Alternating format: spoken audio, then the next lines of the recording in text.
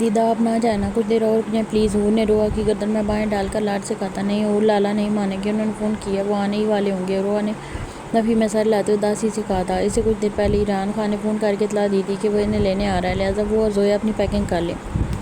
روحا اور زویا کا جانے کا سن کر حور اور علی کے چہرے مرجھا گئے تھے۔ پچھلے 4 دنوں سے وہ ساتھ تھیں، انہوں نے ایک ساتھ کافی اچھا ٹائم اسپینڈ کیا تھا، اور اب روحا زویا کا جانے کا سن کر علی اور حور اداسی کی مورت بنی ہوئی تھیں۔ روحا اور زویا کا بھی جانے کو دل نہیں کر رہا تھا، لیکن ریحان خان نے 4 دن خان حویلی کی رہنے کی اجازت بھی صرف صفیہ بیگم کے اصرار پر دی تھی، ورنہ وہ کبھی اپنی بہنوں کو اتنے دن خود سے دور نہ رہنے دیتا۔ دیدا آپ بات کریں نا ریحان لالا سے، حور نے روحا کو چھوڑ کر زویا کے بازو کو پکڑ کر ڈبڈبائی آنکھوں سے کہا تھا۔ جانو لالا بہت ناراض ہوں گے، اب وہ ہمیں مزید خان حویلی رکنے کی اجازت نہیں دیں گے، زویا نے حور کے بال سنوارتے پیار سے کہا تھا۔ زویا کے جواب کو سن کر حور کا منہ پھولا تھا۔ آپ کے لالا اتنے کھڑوس کیا ہیں؟ حور نے اپنے سینے پر بازو باندھتے نروٹے پن سے کہا تھا۔ حور وہ کھڑوس نہیں ہے، وہ بس رشتوں کو لے کر حساس ہیں۔ روحا نے حور کے پھولے منہ کو دیکھ کر اپنی ہنسی دبائی تھی۔ ہنسی دبا کر کہا تھا۔ سب کو معلوم تھا کہ حور اور ریحان خان کی کچھ خاص نہیں بنتی تھی۔ جی نہیں، وہ کھڑوس ہی ہیں، ہر وقت کسی نہ کسی پر پھٹنے کے لیے تیار رہتے ہیں۔ حور نے اپنے چہرے کے زاویے بگاڑتے کہا تھا۔ اب ایسی بھی بات نہیں ہے حور میڈم، میرے لالا بہت اچھے اور ہینڈسم ہیں۔ زویا نے اپنے لالا کی برائی ہوتے دیکھ کمر پر ہاتھ رکھ کر لڑاکا عورتوں کی طرح کہا تھا۔ ہینڈسم اور آپ کے لالا؟ ہاں ہاں ہاں، واٹ اے جوک۔ حور نے زویا کی بات کو سن کر ہنستے ہوئے کہا تھا، جیسے زویا نے کوئی بہت ہی مزاحیہ بات کی ہو۔ کیا مطلب ہے تمہارا؟ میرے لالا ہینڈسم نہیں ہیں؟ زویا نے اسے ہنستے دیکھ ناک چڑھا کر کہا تھا۔ جی نہیں، ریحان لالا بالکل بھی ہینڈسم نہیں ہیں، ان کی ہیزل آنکھیں دیکھیے کتنی ٹیڑھی میڑھی سی ہیں، جن سے وہ ہمیشہ آپ کو گھورتے رہتے ہیں اور ناک پر سب کو گھورتے رہتے ہیں، اور ناک پر ہمیشہ غصہ چڑھا رہتا ہے۔ وہ بالکل بھی ہینڈسم نہیں ہیں، ہینڈسم میرے زاویان اور رحیم لال ہیں۔ حور نے ہاتھ کی انگلیوں پر ریحان خان کی برائیاں گنواتے اپنے لالا کی تعریفوں کے پل باندھے تھے۔ حور خود میں مگن ریحان خان کی برائیاں گنوا رہی تھی، اس بات سے انجان کہ ریحان خان اس کے پیچھے کھڑا ضبط سے اس کی باتیں سن رہا تھا۔ حور کی پشت ریحان خان کی طرف تھی، جبکہ حالے روحا اور زویا ریحان کو دیکھ چکی تھی۔ زویا کی آنکھوں میں ریحان خان کو دیکھتے شرارت چمکی تھی۔ حور مطلب تمہیں ریحان لالا بالکل پسند نہیں ہیں؟ زویا نے مصنوعی اداسی سے پوچھا تھا۔ در حقیقت وہ حور سے ریحان خان کی برائیاں کروا کر اسی کی اچھی خاصی کلاس لگوانا چاہتی تھی۔ جی نہیں، مجھے وہ بالکل پسند نہیں ہیں، وہ مجھے ہیزل آنکھوں والے ڈریگن لگتے ہیں۔ مجھے تو میرے زاویان لالا پسند ہیں، ڈیسنٹ، کیئرنگ اینڈ لونگ۔ وہ اپنی کیئر اور لو شو نہیں کرتے، لیکن وہ بہت اچھے ہیں، حور نے ناک چڑھا کر کہا تھا۔ اپنی برائیوں کے ساتھ زاویان خان کی تعریفوں کے پل سن کر ریحان خان کا ضبط ٹوٹا تھا۔ اس نے گلا کھنکار کر حور کو اپنی طرف متوجہ کیا تھا، اپنے پیچھے کسی کی بھاری آواز میں گلے کو کھنکار اور فضا میں مخصوص مردانہ کلون کو محسوس کرتے حور کے چہرے کے رنگ اڑے تھے۔ اس کے چہرے کے اڑے رنگوں کو دیکھ حالے روحا اور زویا نے اپنی ہنسی دبائی تھی۔ حور نے اپنی حفاظت کی دعائیں کرتے پیچھے مڑ کر دیکھا تھا، جہاں بالکل اس کے سامنے غصے سے سرخ چہرہ لیے ریحان خان کھڑا تھا۔ ریحان خان کو دیکھ کر حور کی سیٹی گم ہوئی تھی، اسے اپنے سامنے ریحان خان کے روپ میں اپنی موت نظر آ رہی تھی۔ ریحان خان اپنی پشت پر ہاتھ باندھے سامنے کھڑی حور کو غصے سے دیکھ رہا تھا۔ حور اس وقت لائٹ گرین کلر کی پٹھانی فراق میں ملبوس تھی، دوپٹہ شانوں پر پھیلا ہوا تھا، نیلی جھیل سی خوبصورت آنکھیں حد سے زیادہ پھیلی ہوئی تھیں، چہرہ بنا میک اپ کے ہی چاند کی طرح چمک رہا تھا۔ ریحان خان حور کو گھورنے میں، جبکہ حور اپنی پھیلی آنکھوں سے ریحان خان کو دیکھتے اپنے بچ جانے کی دعاؤں میں مصروف تھی۔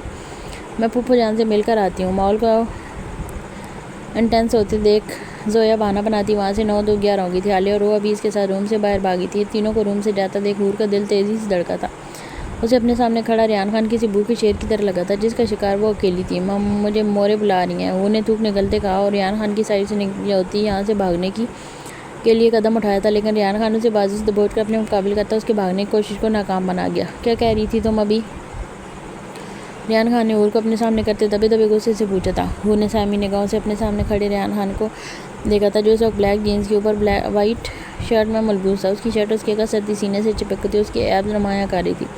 بلا شبہ ریحان خان سیر انگیز خوبصورتی اور پرسنالٹی کا مالک تھا۔ کچھ نہیں، حور نے ٹکتے بمشکل کہا تھا، اسے ریحان خان سے بہت ڈر لگ رہا تھا۔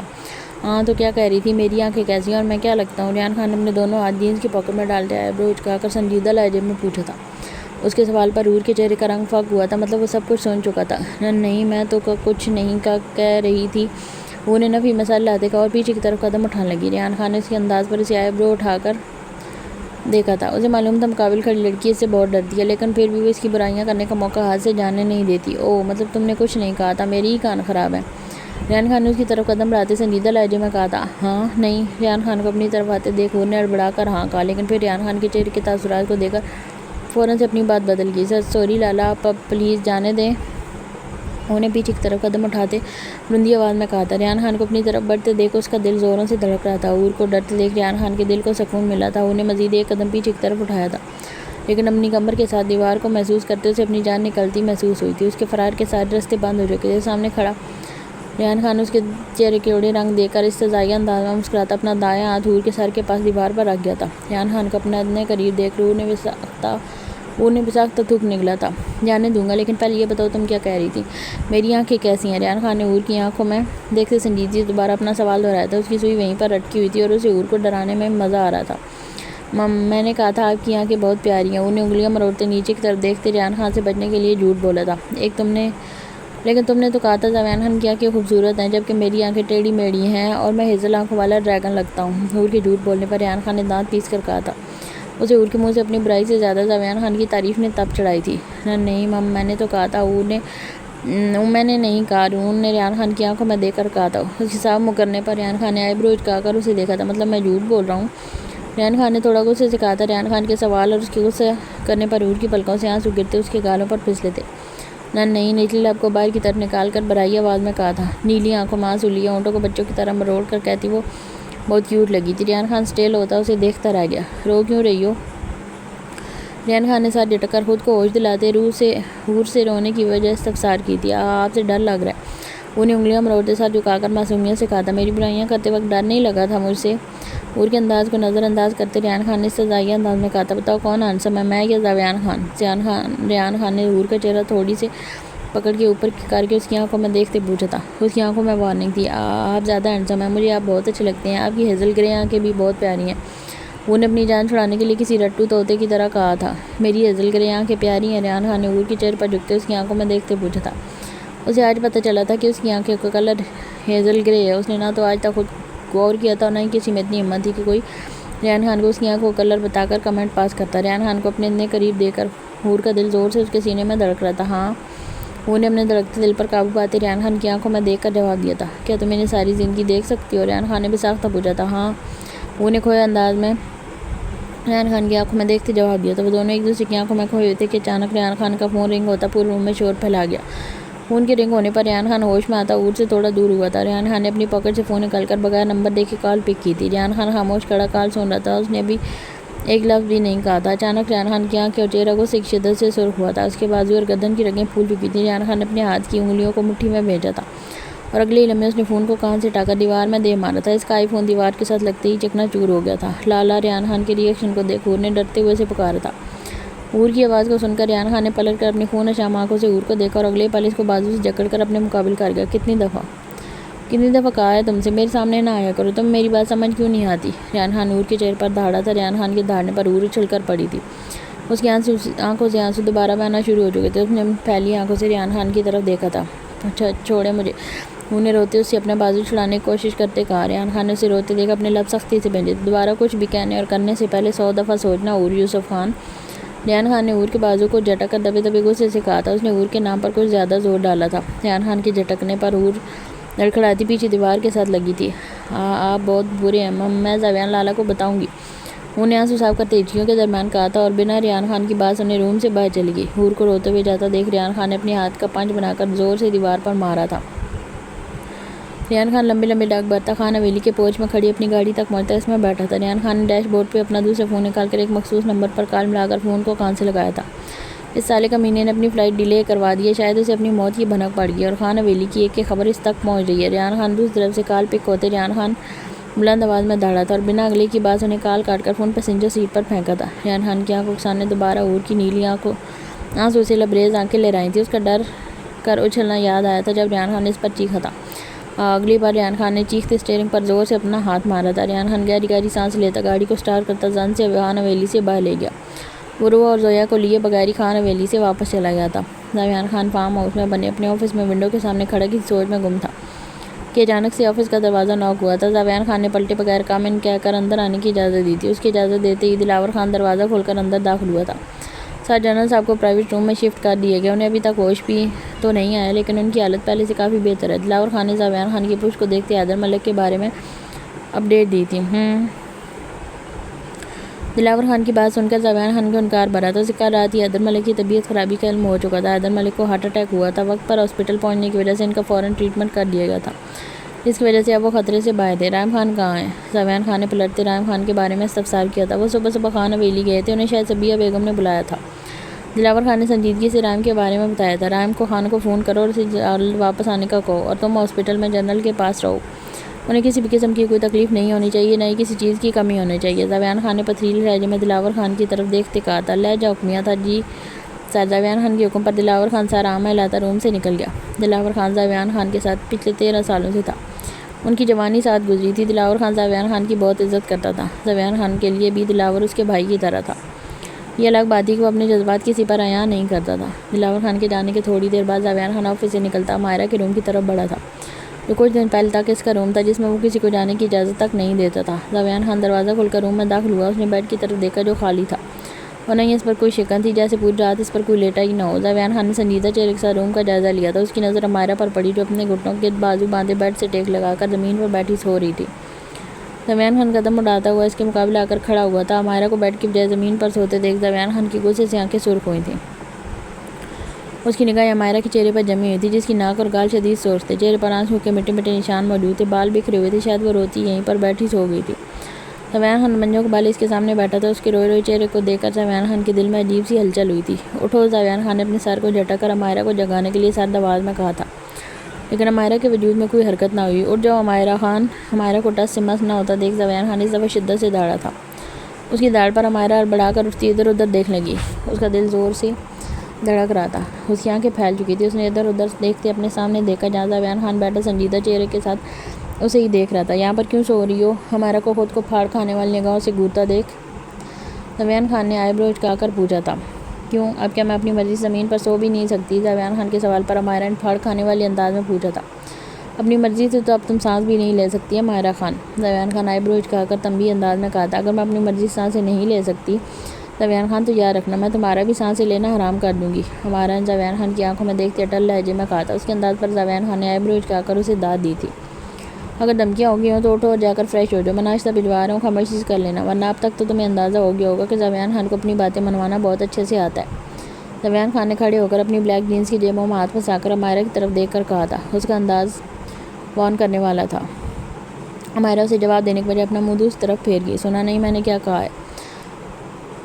مائرہ کے منہ پھیرنے پر زاویان خان نے ایک جھٹکے سے میں اسے بازو سے پکڑ کر اپنے مقابل کرتے دبے دبے غصے سے کہا تھا۔ دیکھا نہیں میں نے تمہیں اگنور کیا ہے؟ مائرہ نے ڈرنے کی بجائے اس کی آنکھوں میں دیکھتے اسی کے انداز میں جواب دیا تھا۔ مائرہ کے جواب پر زاویان خان نے اپنے ہاتھ کی مٹھی بھینچی تھی۔ ابھی مجھے کسی کام سے جانا ہے تو میں آ کر دیکھتا ہوں، زاویان خان نے اس کے قریب ہوتے دانت پیس کر کہا تھا۔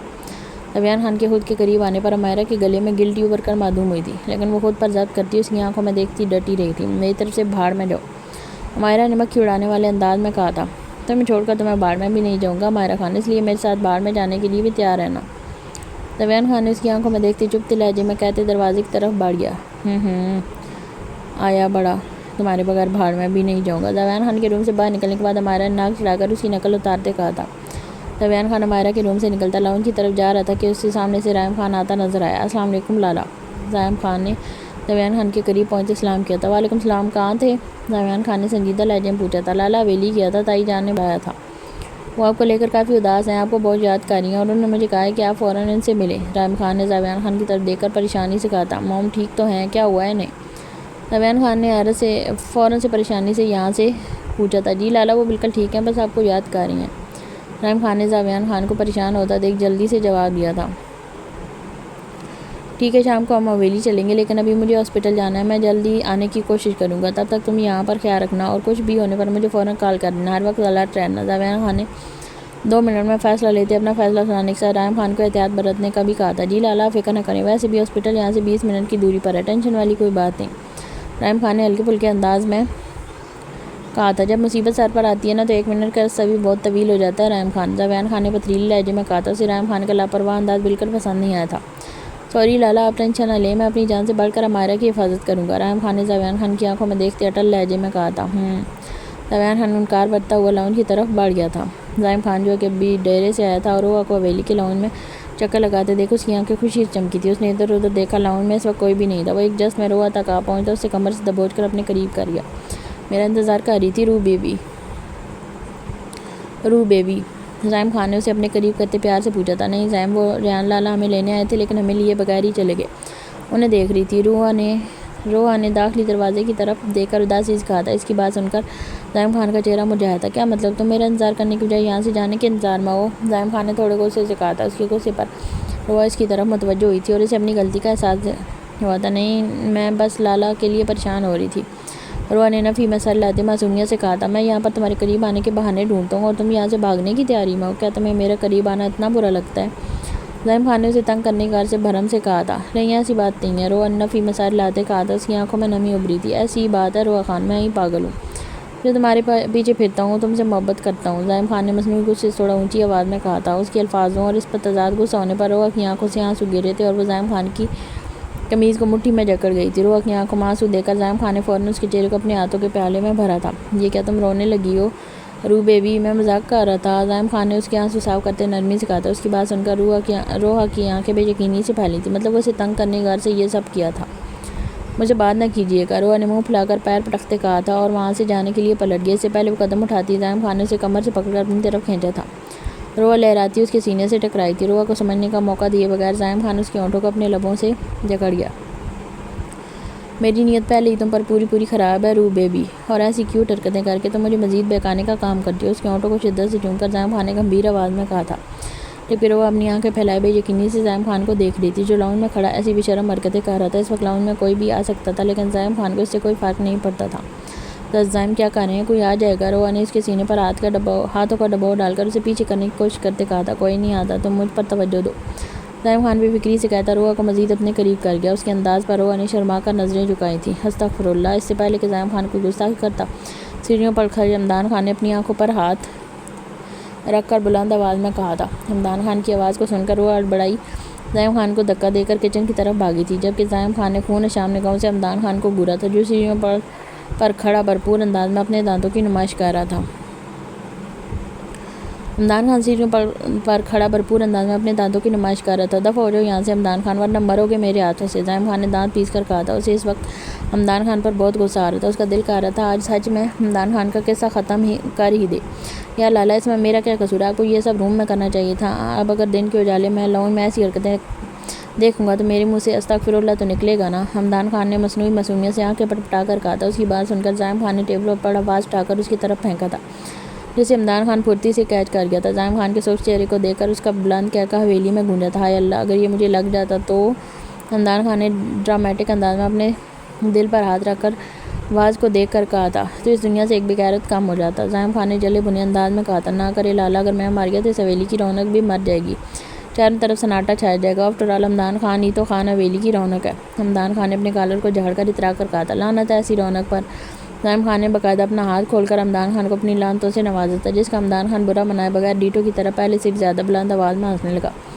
ہاں تو آپ لوگوں سے کس نے کہا ہے مجھے کنوارا رکھ کر خود رومانس کرتے پھریں؟ اب معصوم کے ساتھ ظلم کریں گے تو یہ تو بھگتنا پڑے گا نا؟ حمدان خان نے کندھے اچکا کر لاپرواہ انداز میں کہا تھا۔ زعیم خان اسے جواب دینے کے بجائے پیر پٹکتا حویلی کے داخلی دروازے کی طرف بڑھا تھا۔ اسے پورا یقین تھا روحا اب اسے منہ بھی نہیں لگائے گی، اس لیے ڈیرے پر جانے کی غرض سے وہ پورچ کی طرف جا رہا تھا۔ کہاں جا رہے ہیں؟ زعیم خان کو باہر جاتے دیکھ حمدان خان نے بلند آواز میں کہا تھا، جہنم میں جا رہا ہوں، چلو گے ساتھ؟ زعیم خان نے بھڑکتے پھاڑکانے والے انداز میں پوچھا تھا۔ نہیں، اس جگہ پر مجھ جیسے معصوم لوگوں کو انٹری نہیں ملتی، لہٰذا آپ اکیلے ہی جائیں۔ حمدان خان نے کندھے اچکا کر دل جلا دینے والی مسکراہٹ کے ساتھ کہا تھا، جس پر زعیم خان نے ایک دفعہ دوبارہ اپنا ہاتھ کھول کر اسے لعنت دیتا باہر کی طرف بڑھ گیا تھا۔ حمدان خان خوبصورتی سے ہنسا، اس کے پیچھے حویلی کے پورچ تک آیا تھا۔ تم کہاں دفعہ ہو رہے ہو؟ زعیم خان نے حمدان خان کو اپنی گاڑی کا دروازہ کھولتے دیکھ پوچھا تھا۔ میں جہاد پر جا رہا ہوں، حمدان خان نے ڈرائیونگ سیٹ کے دروازے پر کون ٹکا کر سنجیدگی سے کہا تھا۔ اپنے اس منحوس بوتھے سے سیدھی طرف پھوٹو، کہاں دفعہ ہو رہے ہو؟ زعیم خان جو کہ پہلے سے ہی بھرا پڑا تھا اس کی پہیلیاں بجھوانے پر دانت پیس کر کہا تھا، زبیان لالا کے فارم ہاؤس جا رہا ہوں، مورے انہیں بہت یاد کر رہی ہیں، وہ کل بھی بہت اداس تھیں، اس لیے میں نے سوچا میں ہی لالا کو لے آتا ہوں، کیونکہ وہ خود تو نافرمان بیٹے بنے اپنی ماں کو بھول چکے ہیں۔ حمدان نے زعیم خان کی طرف دیکھتے کہا تھا، اگر تم یہی بات زبیان لالا کے سامنے کہو گے تو یقیناً اس جہاد میں شہادت پاؤ گے۔ زعیم خان نے بالوں میں ہاتھ پھیرتے استہزائیہ انداز میں کہا تھا، آپ مجھے شہادت چترول سے ڈرا کر یہ نیک کام کرنے سے نہیں روک سکتے۔ حمدان خان نے دوبارہ اوور ایکٹنگ کی حد کرتے ہاتھ اٹھا کر اٹل لہجے میں کہا تھا، جب زبیان لالا سے پھٹکے کھا کر واپس آ جاؤ تو مجھے بتانا، میں تمہارے زخموں پر مرہم رکھ دوں گا۔ زعیم خان نے اس کی طرف سائڈ مسکراہٹ اچھال کر اپنی آنکھوں پر سن گلاسز پہن کر گاڑی میں بیٹھتے کہا تھا، کیا زیولان لالا سچ میں مجھے پھٹکے لگائیں گے؟ یہ سوچتے ہی حمدان خان نے جھرجھری لی تھی۔ نہیں بالکل نہیں، میں ان کا لاڈلا بھائی ہوں، وہ مجھے 1-2 تھپڑ سے زیادہ نہیں ماریں گے۔ حمدان خان نے اپنی آنکھوں پر گلاسز پہنتے خود کو تسلی دی تھی۔ تھوڑی دیر بعد زائم خان اور حمدان خان کی گاڑی ایک ساتھ خان حویلی سے نکلتی اپنی اپنی منزل کی طرف گامزن ہو چکی تھی۔ زاویان خان نے ہاسپٹل میں قدم رکھا تھا۔ زاویان خان کو دیکھتے ہی سب چوکنا ہو گئے تھے۔ زاویان خان کو کون نہیں جانتا تھا؟ وہ کشمیر کا سردار ہونے کے ساتھ ساتھ ایک مشہور بزنس ٹائکون تھا۔ یہ ہاسپٹل بھی زاویان خان نے ہی بنوایا تھا۔ زاویان خان کی جابر اور سحر انگیز پرسنالٹی کی وجہ سے سب اپنی جگہ پہ اسٹیل ہوئے اسے دیکھ رہے تھے۔ زاویان خان کی ایک سخت دوری پر وہ سب ہوش میں آتے اپنے اپنے کاموں میں مصروف ہوئے تھے۔ دلاور خان زاویان خان کو دیکھتا لمبے لمبے ڈاک برتا اس کے پاس آیا تھا۔ کیا اپڈیٹ ہے دلاور؟ زاویان خان نے دلاور خان کو دیکھتے آگے کی طرف بڑھتے سنجیدگی سے پوچھا تھا۔ سر جنرل صاحب کو ہوش آ چکا ہے، وہ پہلے سے کافی بہتر ہیں، انشاءاللہ کل تک انہیں ڈسچارج بھی کر دیا جائے گا۔ لیکن دلاور خان نے کہتے اپنی اگلی بات ادھوری چھوڑی تھی۔ لیکن کیا؟ زاویان خان نے رک کر دلاور خان کی طرف دیکھتے سنجیدگی سے پوچھا تھا۔ اسے اس کا بات ادھوری چھوڑنا پسند نہیں آیا تھا، لیکن وہ میم کی وجہ سے بہت زیادہ اداس ہیں، امائرہ کی وجہ سے بہت زیادہ اداس ہیں، اور ڈاکٹرز نے کہا ہے ان کا اداس رہنا یا سٹریس لینا ان کی جان کے لیے خطرہ ہے۔ دلاور خان نے اپنی پچھلی گردن کو سہلاتے ہوئے کہا تھا۔ دلاور خان کی بات کو سن کر زاویان خان جواب دیے بغیر ہی کوریڈور سے ہوتا حیدر ملک کے کمرے کی طرف بڑھ گیا تھا۔ حیدر پلیز خود کو سنبھالیں، میرا ہی حل کر لیں، آپ کے بغیر میرا کیا ہوگا، میں کہاں جاؤں گی؟ فضا ملک نے حیدر ملک کی طرف دیکھتے آنسو بہاتے نم آواز میں کہا تھا۔ وہ ان کے بیڈ کے پاس ان کا ہاتھ پکڑے بیٹھی تھی، عروہ بھی ان کے ساتھ کھڑی آنکھوں میں آنسو لیے حیدر ملک کی طرف دیکھ رہی تھی، جو ڈال سے بیڈ پر لیٹی ہوئی تھی۔ ان کا چہرہ زرد ہو چکا تھا، چہرے پر برسوں کی تکلیف اور کرب نے قبضہ کر لیا تھا۔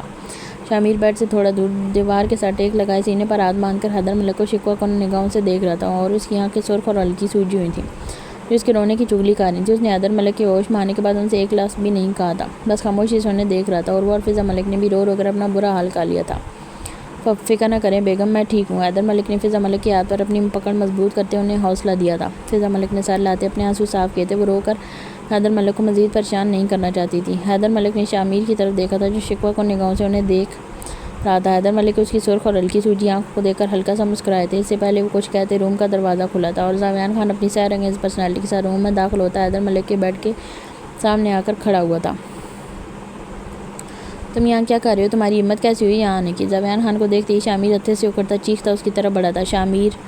شامیر کو زاویان خان کی طرف بڑھتا دیکھ حیدر ملک نے آہستہ لیکن مضبوط لہجے میں شامیر کو روکا تھا۔ شامیر نے حیدر ملک کی طرف شکوہ کن نگاہوں سے دیکھا تھا۔ اسے ابھی تک اپنے الفاظوں کا افسوس تھا جو اس نے حیدر ملک سے کہے تھے۔ وہ اب کچھ بھی ایسا کہنا یا کرنے نہیں چاہتا تھا جس سے حیدر ملک کی طبیعت مزید خراب ہو، اس لیے ضبط سے وہیں رک کر زاویان خان کو گھورنے لگا تھا۔ اس کا بس چلتا تو زاویان خان کو دھو کر رکھ دیتا۔ اسے ابھی تک زاویان خان کا مائرہ کو لے جانا اور اس کے بعد حیدر ملک کو ہارٹ اٹیک آنا نہیں بھول رہا تھا۔ کیسی طبیعت ہے اب آپ کی؟ زاویان خان نے شامیر کو مکمل طور پر اگنور کرتے حیدر ملک کی طرف دیکھتے پوچھا تھا۔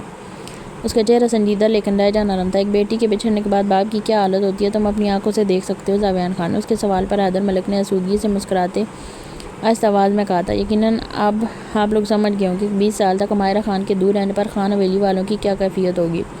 زاویان خان نے شامیر کی طرف دیکھتے استہزائیہ انداز میں کہا تھا۔ اگر انہیں اس کی اتنی فکر تھی تو 20 سال تک کہاں تھے؟ اتنی پاور ہونے کے بجائے تمہیں آخر 20 سال کیوں لگے اسے ڈھونڈنے میں؟ شامیر ملک نے زاویان خان کی طرف دیکھتے طنزیہ لہجے میں کہا تھا۔ شامیر کے الفاظوں نے زاویان خان کی آنکھوں کی سرخی میں مزید اضافہ کیا تھا۔ اس دن امائرہ خان کے غائب ہونے کے ساتھ ساتھ خان حویلی سے 3 جنازے بھی اٹھے تھے شامیر ملک۔ طاقت کی بات کرتے ہو، ایک ساتھ 3 جنازے اٹھانے کے بعد دنیا کا طاقتور ترین شخص بھی کمزور پڑ جاتا ہے۔ خان حویلی میں کسی نے بیٹا، کسی نے بیٹی، کسی نے بھائی تو کسی نے شوہر کھویا تھا۔ اس وقت سب غمزدہ تھے۔ امائرہ کے دکھ کے علاوہ انہیں جان سے عزیز رشتوں کے ہمیشہ دکھ کے لیے دور ہونے کا غم بھی تھا۔ لیکن چھوڑو، تم اس دکھ درد کا اندازہ تک نہیں لگا سکتے کیوں تم نے ایک ساتھ 3 جنازے نہیں دیکھے۔ اور رہی میری بات، میں نے ہوش سنبھالتے ہی امائرہ کو تلاش ہے، اور اس میں دیر صرف اس وجہ سے ہوئی کیونکہ میرے پاس امائرہ کے DNA کے علاوہ کوئی ایسی چیز نہیں تھی جسے میں اسے ڈھونڈ پاتا۔ زاویان خان شامیر کی آنکھوں میں دیکھتا پوری شدت سے پنکارا تھا۔ اس کی 3 جنازوں والی بات پر روم میں سب پر سختہ طاری ہوا تھا۔ فضا بیگم نے دہلتے بے ساختہ اپنے دل پر ہاتھ رکھا تھا، عروہ نے بھی اپنے منہ پر ہاتھ رکھا تھا۔ سب کی آنکھیں حیرت سے پھیلی تھیں۔ شامیر ملک بھی 3 جنازوں کا سن کر حد سے زیادہ حیران ہوا تھا۔ میں یہاں پر آپ لوگوں کو صفائی دینے نہیں آیا، میں صرف آپ سے یہ کہنے آیا ہوں کہ آپ نے امائرہ کو پالا ہے، آپ اس پر حق رکھتے ہیں، آپ کے لیے خان حویلی کے دروازے ہمیشہ کھلے رہیں گے، آپ جب چاہیں امائرہ سے آ کر مل سکتے ہیں۔ میرا مقصد اسے اس کی اصل جگہ یعنی خان حویلی لے جانا تھا، نہ کہ آپ سے دور کرنا یا آپ سے رشتہ ختم کروانا۔ آپ لوگوں کے علاوہ بھی اس کی ایک فیملی ہے جو 20 سال سے اس کے لیے تڑپی ہے۔ خان حویلی میں بھی کوئی ہے جو صرف اسے یاد کر کے زندہ ہے۔ زاویان خان نے حیدر ملک کی طرف دیکھتے سنجیدہ لہجے میں کہا تھا۔ اور آپ نے اسے دودھ پلایا، اس کی پرورش کی ہے، ملیحہ خان کے بعد آپ اس کی ماں ہیں، اور آپ سے یہ حق کوئی نہیں چھین سکتا اور نہ ہی چھینے گا۔ آپ جب چاہیں عمائرہ سے مل سکتی ہیں۔ میں نے آپ لوگوں کے رہنے کا بندوبست خان حویلی میں کروا دیا ہے۔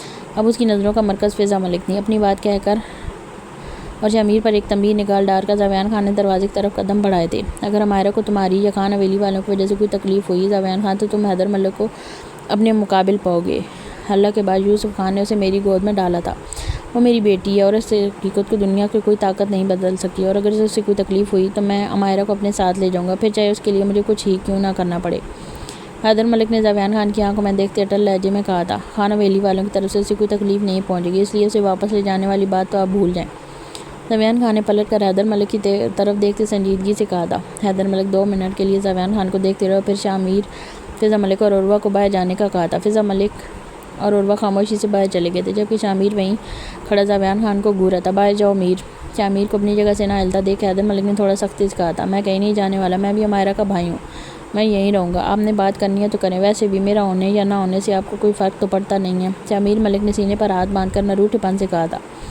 حیدر ملک نے شامیر کو دیکھتے سر داغ خارج کی تھی۔ عمائرہ کیسی ہے؟ حیدر ملک نے زاویان خان سے عمائرہ کے بارے میں استفسار کیا تھا۔ حقیقت کو ایکسیپٹ نہ کرنے اور رونے کے علاوہ بالکل ٹھیک ہے۔ زاویان خان نے اپنی جینز کی جیبوں میں ہاتھ ڈال کر کہا تھا۔ وہ بہت ضدی ہے زاویان خان، اگر تم اسے سختی سے ڈیل کرو گے تو وہ بغاوت پر اتر آئے گی، اس لیے اسے نرمی سے ڈیل کرو۔ وہ جتنی غصے اور ضد کی پکی ہے نا، اتنی رشتوں کے لیے حساس ہے۔ اسے اگر حویلی والوں سے اپنے حیت کا احساس ملے گا تو بہت جلد حقیقت ایکسیپٹ کر لے گی، لیکن اگر اسے سختی سے ڈیل کیا جائے گا یا اسے ڈی گریڈ کیا جائے گا تو وہ جان تو دے سکتی ہے لیکن اس جگہ نہیں رہ سکتی، اس لیے میری تم سے ریکویسٹ ہے، اسے نرمی سے ڈیل کرو۔ حیدر ملک نے زاویان خان کی طرف دیکھتے نرمی سے کہا تھا۔ زاویان خان خاموش کھڑا ان کی باتیں سن رہا تھا۔ اس کی آنکھوں میں سوال تھا لیکن وہ حیدر ملک سے پوچھنا نہیں چاہتا تھا، اس لیے خاموش کھڑا انہیں سن رہا تھا۔ کچھ پوچھنا چاہتے ہو زاویان خان؟ حیدر ملک نے اسے خاموشی سے خود کو دیکھتے پوچھا تھا۔ مجھے نہیں پتا تھا عمائرہ لاہور میں آپ کے پاس ہے، لیکن آپ تو جانتے تھے نا کہ عمائرہ کی فیملی کشمیر میں ہے، تو آپ اسے لے کر کشمیر کیوں نہیں آئے؟ آپ کو پتا تھا نا عمائرہ زاویان خان کے امانت ہے، تو آپ نے مجھے میری امانت واپس کیوں نہیں کی؟ زاویان خان نے سنجیدہ لہجے میں اپنے دل سے اٹھتے سوال پوچھا تھا۔ جب میں عمائرہ کو یوسف خان سے لے کر ہاسپٹل پہنچا تھا تو اس کے تقریباً 2 گھنٹے بعد ہی ایمبولینس میں ایک لاش لائی گئی تھی۔ جانتے ہو لاش کس کی تھی؟ وہ یوسف خان کی تھی۔ یوسف خان کو دیکھ کر میں سمجھ گیا تھا کہ معاملہ بہت بڑا ہے، جو یوسف خان کی جان تک لے گیا۔ عمائرہ بہت چھوٹی تھی، میں اس کے بارے میں کسی پر بھروسہ نہیں کر سکتا تھا، نہ ہی میں تم لوگوں کو جانتا تھا، اس لیے اس وقت مجھے عمائرہ کو کشمیر سے دور لے جانا ہی بہتر لگا۔ میں فضا کی ہوش میں آتے ہی اپنی ساری فیملی کو لاہور لے آیا، لیکن خدا میں نے عمائرہ کو امانت کی طرح ہی رکھا تھا۔ میں نے کبھی یہ نہیں سوچا تھا کہ میں اسے واپس کشمیر نہیں جانے دوں گا، لیکن جانتے ہو ایک دفعہ کیا ہوا؟ عمائرہ 1 سال اور کچھ ماہ کی تھی جب وہ غلطی سے اسٹور روم میں بند ہو گئی تھی۔ میں نے پورا گھر ڈھونڈ لیا، مجھے عمائرہ کہیں نہیں ملی۔ پھر آخرکار میں نے اسٹور روم میں چیک کیا، عمائرہ اسٹور روم میں ایک کونے میں اپنے گھٹنوں کے گرد بازو باندھ کر بیٹھی تھی۔ مجھے دیکھتے ہی وہ روتی میری طرف بھاگی اور میرے گلے سے لگ گئی۔ اس نے اپنی زندگی کا پہلا لفظ بابا میرے سینے سے لگ کر کہا تھا۔ اس لمحے مجھے ڈر لگا تھا، مجھے زاویان خان کے نام سے ڈر لگا تھا، کہیں وہ واپس نہ آ جائے اور مجھ سے عمائرہ کو نہ لے جائے۔ اس وقت مجھے عمائرہ امانت نہیں میری بیٹی لگی تھی۔ مجھے نہیں پتا تھا مجھے عمائرہ خان سے اتنی محبت ہو جائے گی کہ میں یہ بھول جاؤں گا کہ وہ میری بیٹی نہیں۔ اس دن کے بعد میں نے کشمیر سے سارے کنیکشنز ختم کر دیے۔ میں نے خان حویلی پر نظر رکھنے کے لیے اپنے جو لوگ چھوڑے تھے وہ بھی واپس بلا لیے۔ میں تم لوگوں سے یا کشمیر سے کسی بھی قسم کا کنیکشن نہیں رکھنا چاہتا تھا۔ شاید میں ڈر گیا تھا کہ کہیں تم مجھ سے میری بیٹی نہ چھین لو، اور میں دیکھنا بھی چاہتا تھا کہ تم عمائرہ کو ڈھونڈتے اس تک پہنچتے ہو یا نہیں۔ حیدر ملک نے زاویان خان کی آنکھوں میں دیکھتے سچائی بتائی تھی۔ حیدر ملک کے جواب پر زاویان خان نے ضبط سے اپنی ہاتھ کی مٹھی بھیجی تھی۔ اس کا دل کر رہا تھا پورے ہاسپٹل کو تہس نہس کر کے رکھتے، لیکن سامنے بیڈ پر لیٹا وجود عمائرہ خان کے لیے بہت اہمیت رکھتا تھا، اور زاویان خان کچھ ایسا نہیں کرنا چاہتا تھا جیسے حیدر ملک کی جان کو خطرہ ہو، اس لیے خود پر ضبط کرتا بنا کچھ کہے دروازے کی طرف پلٹ گیا۔ زاویان خان کے جانے کے بعد حیدر ملک نے سر داغ خارج کرتے شامیر کی طرف دیکھا تھا، جو شکوہ کن نگاہوں اور نروٹی پن سے انہیں ہی دیکھ رہا تھا۔ یہاں آؤ، حیدر ملک نے اسے اپنے پاس بلایا۔ شامیر منہ کے زاویے بگاڑتا ان کے پاس بیڈ کے قریب بیٹھا تھا۔ ناراض ہو؟ حیدر ملک نے نرمی سے پوچھا تھا۔ نہیں، کیا مجھے اتنا حق ہے کہ میں آپ سے ناراض ہو سکوں؟ شامیر نے استہزائیہ انداز میں کہا تھا۔ ایسا کیوں کہہ رہے ہو؟ حیدر ملک نے دوسرا سوال داغا تھا۔ آپ مجھے ہر بات میں روک دیتے ہیں۔ میں نے عمائرہ کو روکنا چاہا، آپ نے روک دیا۔ عمائرہ کے پیچھے جانا چاہا، آپ نے اپنی قسم دے دی۔ میری تو کوئی ویلیو ہی نہیں ہے، آپ مجھے ابھی بھی بچہ سمجھتے ہیں۔ شامیر نے نروٹ پن سے شکووں کی لائن لگا دی تھی۔ تو کیا تم بچے نہیں ہو؟ حیدر ملک نے اپنی مسکراہٹ دباتے پوچھا تھا۔ آپ کو میں کہاں سے بچہ لگتا ہوں؟ شامیر نے آنکھیں پھیلا کر حیدر ملک کی طرف دیکھتے حیرانگی سے پوچھا تھا۔ حیدر ملک نے مسکراہٹ دباتا اپنی بیٹے کی طرف دیکھا تھا۔ 23 سالہ لمبی چوڑی جسامت والا شامیر اپنے باپ کو بچہ لگتا تھا، اسے حیرانی تو ہونی تھی۔ یہاں آؤ، حیدر ملک نے اپنی باہیں کھول کر اسے اپنے قریب بلایا تھا۔ شامیر ملک مزید ناراضگی برقرار نہ رکھ سکا اور اٹھتے حیدر ملک سے گلے لگا تھا۔ حیدر ملک سے گلے لگتے ہی شامیر کے دل کو سکون پہنچا تھا۔ I'm sorry بابا، مجھے آپ سے وہ سب نہیں کہنا چاہیے تھا، مجھے آپ کو سمجھنا چاہیے تھا۔ شامی نے نم آواز میں حیدر ملک سے اپنے الفاظوں کی معافی مانگی تھی۔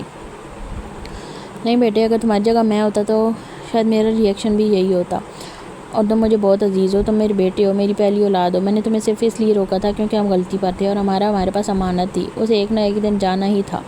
حیدر ملک نے شامیر کے بالوں پر بوسہ دیتے اپنی آنکھوں کی نمی کو پیچھے دھکیلتے کہا تھا۔ ہمارا بیڈ پر بیٹھی ہوئی تھی، وہ پچھلے آدھے گھنٹے سے بیڈ پر ایسے ہی بیٹھی تھی۔ فریش ہونے کے بعد وہ بیڈ پر بیٹھی سائڈ ٹیبل پر رکھے ناشتے کو گھو رہی تھی۔ اسے زوروں کی بھوک لگ رہی تھی، لیکن ناشتہ کرنے میں اس کی انا آڑے آ رہی تھی۔ اگر زاویان خان اسے ناشتہ کرنے کا نہ کہتا تو شاید وہ ناشتہ کر بھی لیتی، لیکن اب اس کا ناشتہ کرنے کو بالکل دل نہیں کر رہا تھا، اور اوپر سے کل رات سے ہی اس کا دل بہت گھبرا رہا تھا۔ اسے رہ کر حیدر ملک کا خیال آ رہا تھا۔ مائرہ کی نظر غیر ارادی طور پر دروازے پر پڑی، جہاں پر ایک چھوٹا بچہ سر اندر کیے اپنی بڑی بڑی نیلی خوبصورت سی آنکھوں سے اسے ٹکر ٹکر دیکھ رہا تھا۔ مائرہ کے دیکھتے ہی بچے نے سر پیچھے کر لیا تھا۔ ایک لمحے کے لیے مائرہ چونکی تھی، لیکن غور سے دیکھنے پر اسے سمجھ آ گیا تھا کہ کوئی بچہ دروازے کی اوڑ میں کھڑا چھپ چھپ کر اسے دیکھ رہا ہے۔ مائرہ کو ایک لمحے کے لیے حیرانی ہوئی تھی، اس قید خانے جیسے فارم ہاؤس میں کوئی بچہ کیسے آ سکتا ہے۔ مائرہ بیڈ سے کھڑی ہو کر دروازے تک آئی تھی۔ اس نے دروازے کی دوسری طرف دیکھا، جہاں پر تقریباً 4 سالہ بچہ دیوار کے ساتھ منہ لگائے اپنے ہاتھوں کو چہرے کی دونوں طرف رکھ کر کھڑا تھا۔ شاید وہ مائرہ سے چھپنے کی کوشش کر رہا تھا۔ اس کے انداز پر مائرہ کے ہونٹوں کو مسکراہٹ نے چھوا تھا۔ کون ہو تم اور یہاں کیا کر رہے ہو؟ مائرہ نے بچے کے سامنے پنجوں کے بل بیٹھتے نرمی سے پوچھا تھا۔ Hello, I am Aariz Khan. Maira کے سوال پر آرز نے منہ نکال کر اپنے سرخ گالوں کے ساتھ مائرہ کے سامنے اپنا چھوٹا گول مٹول سا ہاتھ کر کے کیوٹ سے انداز میں کہا تھا۔ اس کیوٹ سے بچے کو دیکھ کر مائرہ کی آنکھیں اور لب مسکرائے تھے۔ Hello, I am Amaira Khan. Maira نے بھی مسکراتے آرز سے ہینڈ شیک کرتے کہا تھا، لیکن وہ خان لفظ پر تھوڑا لڑکھڑائی تھی۔ وہ اپنی حقیقت قبول کر چکی تھی، لیکن زاویان خان کے سامنے اس بات کو ماننے پر اس کی ناک آڑے آ رہی تھی۔ آرز، آپ یہاں کیا کر رہے ہو؟ ایک منٹ، کہیں اس ہری آنکھوں والے جن نے آپ کو بھی کڈنیپ تو نہیں کیا؟ مائرہ نے نرمی سے پوچھ کر کڈنیپ کرنے کے خیال سے اس کی آنکھیں پھیلی تھی۔ یہ درتولہ انکل تادار ہے، بابا جان صبح تھور تر کام پر گئے تھے، صبح چھوڑ کر کام پر گئے تھے۔ آرز نے آنکھیں پٹپٹا کر کہا تھا اور جلدی سے اپنی بات کہہ کر نیچے دیکھنے لگ پڑا۔ اس کے گال سرخ ہو رہے تھے۔ مائرہ نے غور سے آرز کو دیکھا، وہ بلش کر رہا تھا۔ یہ دیکھ کر مائرہ کے چہرے پر زندگی سے بھرپور مسکراہٹ آئی تھی۔ اسے سامنے کھڑا بچہ بہت کیوٹ لگا تھا۔ اس کا دل کر رہا تھا آرز کو اپنی گود میں اٹھا کر اس کے گال چوم لے، لیکن وہ خود کو کنٹرول کر رہی تھی، کہیں بچے برا ہی نہ مان جائیں۔ آپ یہاں رہتے ہو، اور یہ ڈریکولا انکل کون ہے؟ مائرہ نے نرمی سے پوچھا تھا۔ آرز کے کیوٹ سے انداز میں ڈریکولا کہنے پر اسے بہت ہنسی آ رہی تھی، لیکن وہ اپنی ہنسی چھپا گئے۔ ڈریکولا انکل وہ جو ڈرونے سے ہیں، جن کے گرین آئیز ہمیشہ چہرہ ایسے ترتے رتے کر کے رکھتے ہیں۔ آرز نے سر ہلاتے کیوٹ سے انداز میں زاویان خان کا حلیہ بتایا تھا، اور چہرہ بنانے والی بات پہ اس نے اپنے چہرے کو بھرپور انداز میں سنجیدہ بنانے کی کوشش کی تھی۔ اس کی علامتوں اور چہرے کو سنجیدہ بنانے کی کوشش پر مائرہ سمجھ گئی تھی کہ وہ زاویان خان کی بات کر رہا ہے۔ زاویان خان کے لیے ڈریکولا کا لفظ سن کر مائرہ کے دل کو ٹھنڈ پڑی تھی۔ زاویان خان کے لیے ڈریکولا کا لفظ سن کر مائرہ کے دل کو ٹھنڈ پڑی تھی۔ آپ یہاں پر کیا کر رہے تھے آرز؟ مائرہ نے نرمی سے اس کے یہاں پر کھڑے ہو کر چھپ چھپ کر خود کو دیکھنے کی وجہ پوچھی تھی۔ آپ کو دیکھ رہا تھا، صنوبر دیدہ نے تھا، آپ ڈول کی طرح پیاری ہو۔ آپ کو دیکھ رہا تھا، صنوبر دیدہ نے کہا تھا، آپ ڈول کی طرح پیاری ہو۔ آرز نے اپنے چھوٹے سے گول مٹول ہاتھوں کی چھوٹی چھوٹی کیوٹ سی انگلیوں کو مروڑتے آنکھیں پٹپٹا کر کہا تھا۔ اسے ایسا کرتے دیکھا مائرہ کو اس پر اتنا پیار آیا کہ وہ اس کے گال کھینچے بنا نہ رہ سکی۔ مجھ سے زیادہ پیارے اور کیوٹ تو آپ ہو۔ مائرہ نے آرز کے گالوں کو پیار سے چھوتے مسکرا کر کہا تھا۔ مائرہ کی تعریف کرنے پر آرز کے گال پہلے سے بھی زیادہ سرخ ہوئے تھے۔ وہ مائرہ سے نظریں چراتا اپنے ہاتھوں کی طرف دیکھنے لگ پڑا۔ اس کے اس انداز پر مائرہ ہنسنے لگی تھی۔ میں آپ تو ڈول تیل ہوں، میں آپ کو ڈول کہہ لوں؟ آرز نے مائرہ کی طرف دیکھ کر آنکھیں پٹپٹاتے ہوئے کہا تھا۔ اس کے اتنے کیوٹ انداز میں اجازت لینے پر مائرہ خود کو کنٹرول نہ کر سکی اور اسے گود میں اٹھا گیا۔ مائرہ کے خود کو گود میں اٹھانے پر آرز کی کھلکھلاہٹ فارم ہاؤس میں گونجی تھی۔ آپ اتنے کیوٹ کیوں ہو؟ مائرہ نے اس کے پیٹ میں گدگدی کرتے پوچھا تھا۔ اسے اس بچے سے اپنائیت محسوس ہو رہی تھی۔ اسے بالکل ایسا نہیں لگ رہا تھا جیسے وہ پہلی دفعہ اس بچے سے ملی ہو۔ اوپر سے وہ تھا بھی اتنا کیوٹ، ہر کوئی اسے پیار کرنے پر مجبور ہو جاتا تھا۔ Because I am Khan, Khans are always cute. Aariz نے اتراتے سر جھٹک کر ایک ادا سے کہا تھا۔ ہاں، مطلب سارے خان کیوٹ ہوتے ہیں؟ مائرہ نے اس کی آنکھوں میں دیکھتے پوچھا تھا۔ آرز کو دیکھتے ہی مائرہ ملک فیملی سے دوری ہونے کا درد تھوڑی دیر کے لیے بھول گئی تھی۔ جی، سارے خان کیوٹ ہوتے ہیں، درتولہ انکل تو چھوڑ کر سارے خان کیوٹ ہوتے ہیں، ڈریکولا انکل کو چھوڑ کر۔ آرز نے زور زور سے سر ہاں میں لاتے ناک چڑھا کر کہا تھا۔ ہاں ہاں رائٹ، ڈریکولا انکل کے علاوہ سب بہت کیوٹ ہوتے ہیں۔ ہمارا نے اس کی ناک کھینچ کر زاویان خان کے علاوہ سب کے کیوٹ ہونے کی حامی بھری تھی۔ آپ میرے ساتھ میرے روم میں تھے لوگی؟ حارث نے ہمارا کی طرف دیکھتی انگلیاں مروڑ کر کہا تھا۔ اس کی آنکھوں میں امید تھی۔ حارث کی آفت پر ہمارا نے ایک دفعہ کمرے میں سائڈ ٹیبل پر رکھے ناشتے کو دیکھا اور پھر حارث کی طرف دیکھ کر مسکراتے ہوئے کہا میں لاگی۔ ہمارا کے ہاں کہتے ہی حارث نے چہکتے ہوئے اپنی چھوٹی چھوٹی آواز بھی اس کی گردن کے گرد لپیٹے تھے۔ اس کی خوشی کو دیکھ ہمارا مسکرائی تھی۔ آپ کے ماما کہاں ہیں؟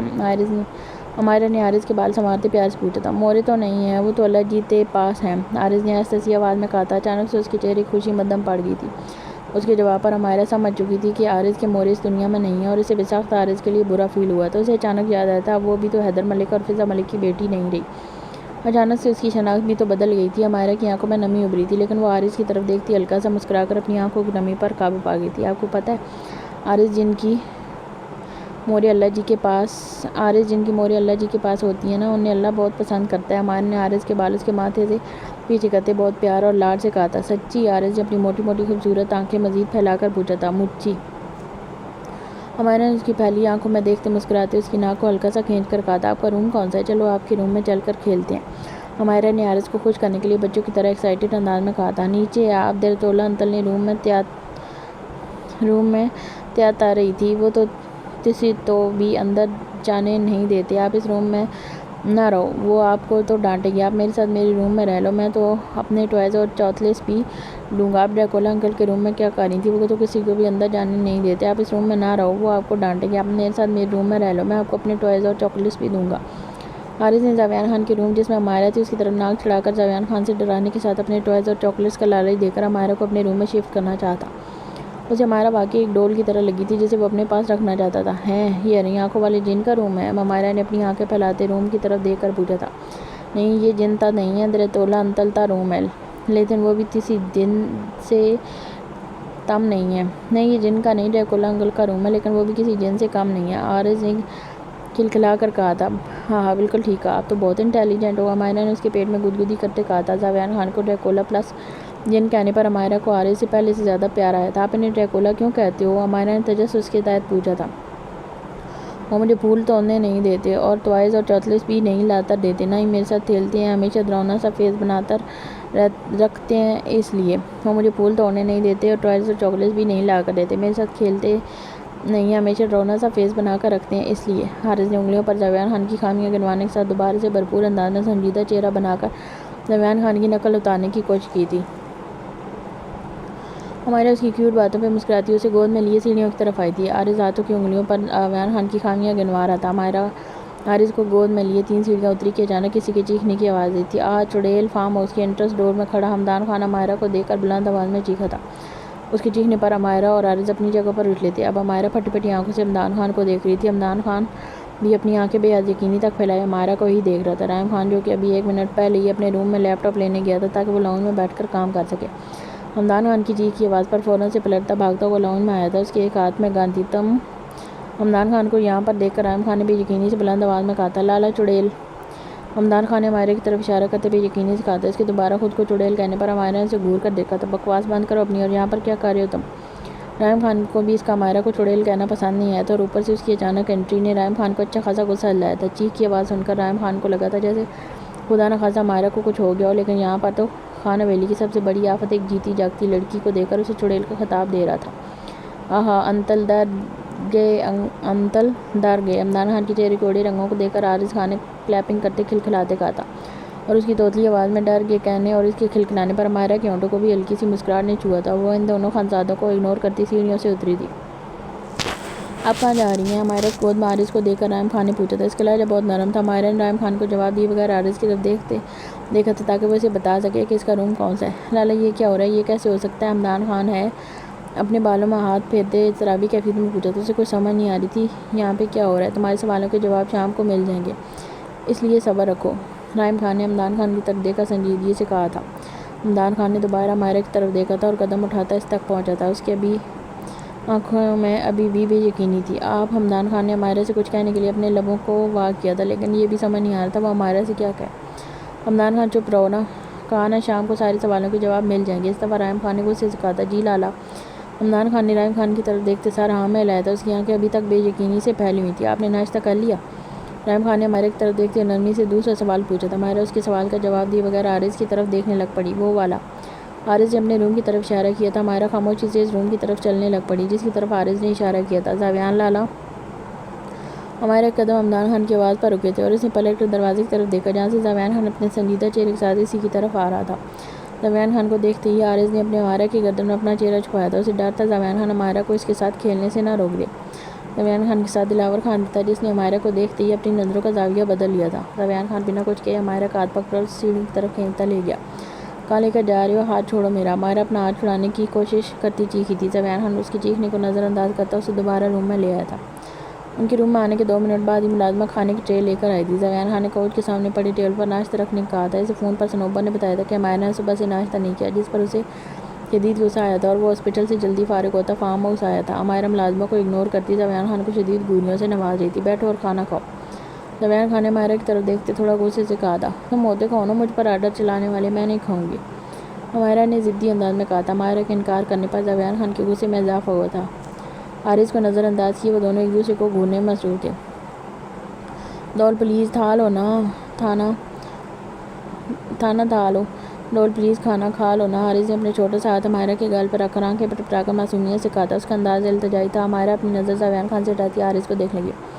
حارث نے کہا ہے اس لیے ناشتہ کر رہی ہوں کسی خوش فہمی میں نہ رہنا، نہ تو میں تم سے ڈرتی ہوں اور نہ ہی تمہاری کوئی بات مانوں گی۔ ماہرہ زاویان خان کی طرف دیکھتی جتاتے انداز میں کہتی ٹیبل کی طرف بڑھی تھی۔ اس کی جتانے اور حارث کی بات فوراً سے مان جانے پر زاویان خان نے آئی برو جھکا کر اسے دیکھا تو اسے پتہ تھا ماہرہ کو بہت بھوک لگی ہے۔ ناشتہ کرنے میں اس کی انا آڑے آ رہی ہے۔ زاویان خان ماہرہ اور حارث کو ہلکی پھلکی باتوں کے ساتھ ناشتہ کرتے دیکھ کمرے سے نکل گیا تھا۔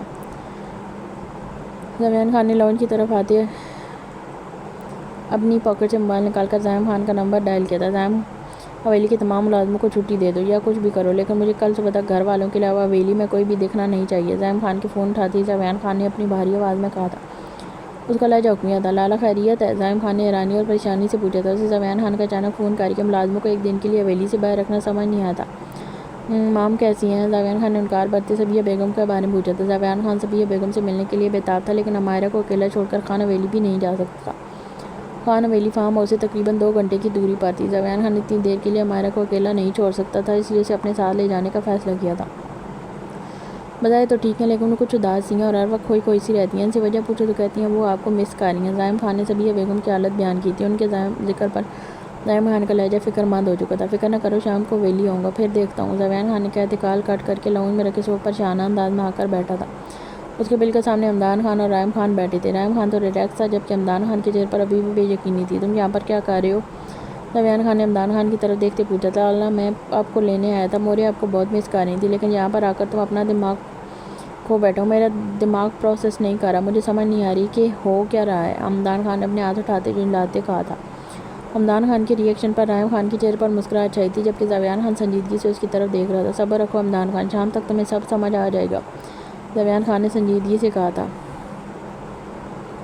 دیدہ ویسے کتنا اچھا ہوا ہے نا، ریحان لالا آپ دونوں کو لے کر نہیں گئے؟ حالے جو کچن میں کھڑی سبزی کٹ کر رہی تھی روحا کو دیکھ کر مسکراتے کہا تھا۔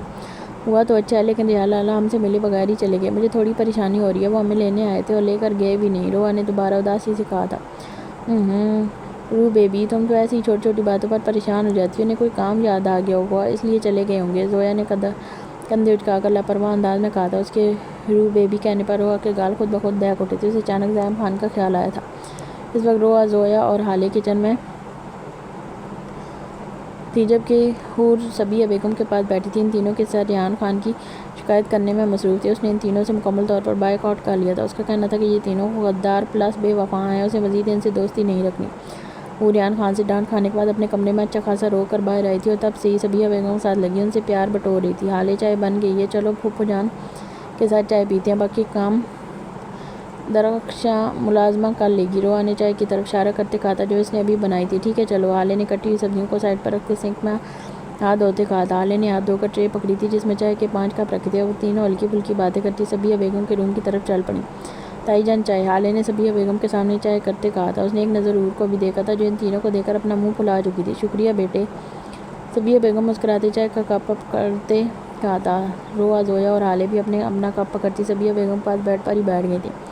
اب ٹرے میں صرف ایک کپ تھا جو حور کے لیے تھا لیکن حور ان تینوں سے ناراضگی کا اظہار کرتی اس کپ کو اگنور کر گئی تھی۔ حالانکہ دل اس کا پورا کہہ رہا تھا چائے پینے کو۔ حور بیٹی چائے نہیں پیو گی؟ صبیہ بیگم نے اپنی مسکراہٹ چھپاتے حور سے نرمی سے پوچھا تھا۔ نہیں مورے میرا دل نہیں کہہ رہا، حور نے چائے کے کپوں کی طرف دیکھتے ناک چڑھا کر کہا تھا۔ میری جان، چائے سے کیسی ناراضگی؟ صبیہ بیگم نے حور کے سامنے کپ کرتے پیار سے کہا تھا۔ مورے صرف آپ کے کہنے پر چائے پی رہی ہوں، ورنہ میرا بالکل دل نہیں کر تھا اس کے ہاتھ کی چائے پینے کو، ان کے ہاتھ کی چائے پینے کو۔ حور نے نروٹی پن سے کہتے چائے کا کپ تھاما تھا۔ اس کے انداز پر ان چاروں نے اپنی ہنسی دبائی تھی۔ حور سوری، ہمیں بھی نہیں پتا تھا ریحان لالا تمہارے پیچھے کھڑے ہیں۔ زویا نے اپنے چہرے پر مصنوعی معصومیت طاری کرتے کہا تھا۔ جی نہیں، آپ کو پتا تھا، آپ نے جان بوجھ کر مجھ سے وہ باتیں کہلوائی تھی تاکہ وہ مجھے ڈانٹ سکے۔ زویا کی صفائی پر حور نے جتانے والے انداز میں کہا تھا۔ اچھا یا سوری، اب نہیں کریں گے، ہم تو بس مذاق کر رہے تھے۔ حالے نے جو کہ حور سے تھوڑے فاصلے پر بیٹھی تھی، حور کو سائڈ سے گلے لگاتے پیار سے کہا۔ آپ لوگ ہمیشہ مجھے پھنسا دیتے ہو، اگر دوبارہ آپ لوگوں نے ایسا کیا تو میں نے پکے والا ناراض ہو جانا ہے۔ حور نے شکوہ کرنے کے ساتھ وارننگ بھی دی تھی۔ اس کی دھمکی پر وہ تینوں اپنی مسکراہٹ دباتی سر ہاں میں لا گئیں۔ وہ سب چائے پینے کے ساتھ ہلکی ہلکی باتوں میں مشغول تھیں جب اچانک روم کا ڈور ناک ہوا تھا۔ ان سب نے دروازے کی طرف دیکھا جہاں ریحان خان کھڑا تھا۔ لالا ریحان خان کو دیکھتے ہی رو اور زویا بیڈ سے کھڑی ہوتی اس تک پہنچی تھی۔ لالا ہم آپ سے ملے بغیر ہی چلے گئے تھے، مجھے پریشانی ہو رہی تھی، رو نے ناراضگی سے کہا تھا۔ ریحان خان نے مسکراتے ان دونوں کو اپنے سینے سے لگا لیا۔ سوری لالا کی جان، مجھے ضروری کام یاد آ گیا تھا، بس اسے ہی کرنے گیا تھا۔ ریحان خان نے ان دونوں کے سر پر بوسہ دیتے پیار سے کہا تھا۔ اچھا چلو جا کر اپنی چیزیں پیک کر لو، پھر ہمیں بڑی حویلی چلتے ہیں، تب تک میں پھوپھو جان سے مل لوں۔ ریحان خان نے نرمی سے کہا تھا۔ ریحان خان نے بیڈ کی طرف دیکھا جہاں صبیہ بیگم بیٹھی اسے دیکھتی مسکرا رہی تھی، جبکہ حور کا چہرہ بالکل سنجیدہ تھا۔ اس کی ہلکی ہلکی سوجی آنکھیں دیکھ کر ریحان خان نے اپنے ہونٹ سختی سے آپس میں پیوست کیے تھے۔ السلام علیکم پھوپھو جان۔ ریحان خان نے صبیہ بیگم کو سائڈ سے اپنے سینے سے لگاتے نرمی سے کہا تھا۔ وعلیکم السلام، کیسا ہے میرا شہزادہ؟ صبیہ بیگم نے پیار سے اس کے ماتھے کو چومتے کہا تھا۔ آپ ٹھیک ہیں تو سمجھیں آپ کا بیٹا بھی ٹھیک ہے۔ ریحان خان نے صبیہ بیگم کی طرف دیکھتے پیار سے کہا تھا۔ حالے، زویا اور وہ باہر کی طرف چلی گئی تھی۔ ان کو باہر جاتے دیکھ حور بھی سنجیدگی سے بیڈ سے اٹھتی باہر کی طرف چل پڑی۔ میں تو بالکل ٹھیک ہوں اور اپنے بیٹے کو دیکھ کر اور زیادہ ٹھیک ہو گئی ہوں، صبیہ بیگم نے مسکراتے ہوئے کہا تھا۔ آپ کا وہ لاڈلا کہاں ہے؟ آج کل نظر نہیں آ رہا۔ ریحان خان نے لاپرواہ انداز میں زاویان کے بارے میں استفسار کیا تھا۔ میرے اس لاڈلے کا تو پتہ نہیں، لیکن میرا یہ لاڈلا کیوں مجھ سے اتنے دنوں بعد ملنے آیا ہے؟ صبیہ بیگم نے اس کے انداز پر اپنی مسکراہٹ دباتے نرمی سے کہا تھا۔ آپ کا یہ لاڈلا تھوڑا بزی تھا، اس لیے آپ سے ملنے نہ آ سکا، لیکن میں وعدہ کرتا ہوں دوبارہ ایسا نہیں ہوگا۔ ریحان خان نے صبیہ کے ہاتھوں کو چوم کر محبت سے کہا تھا۔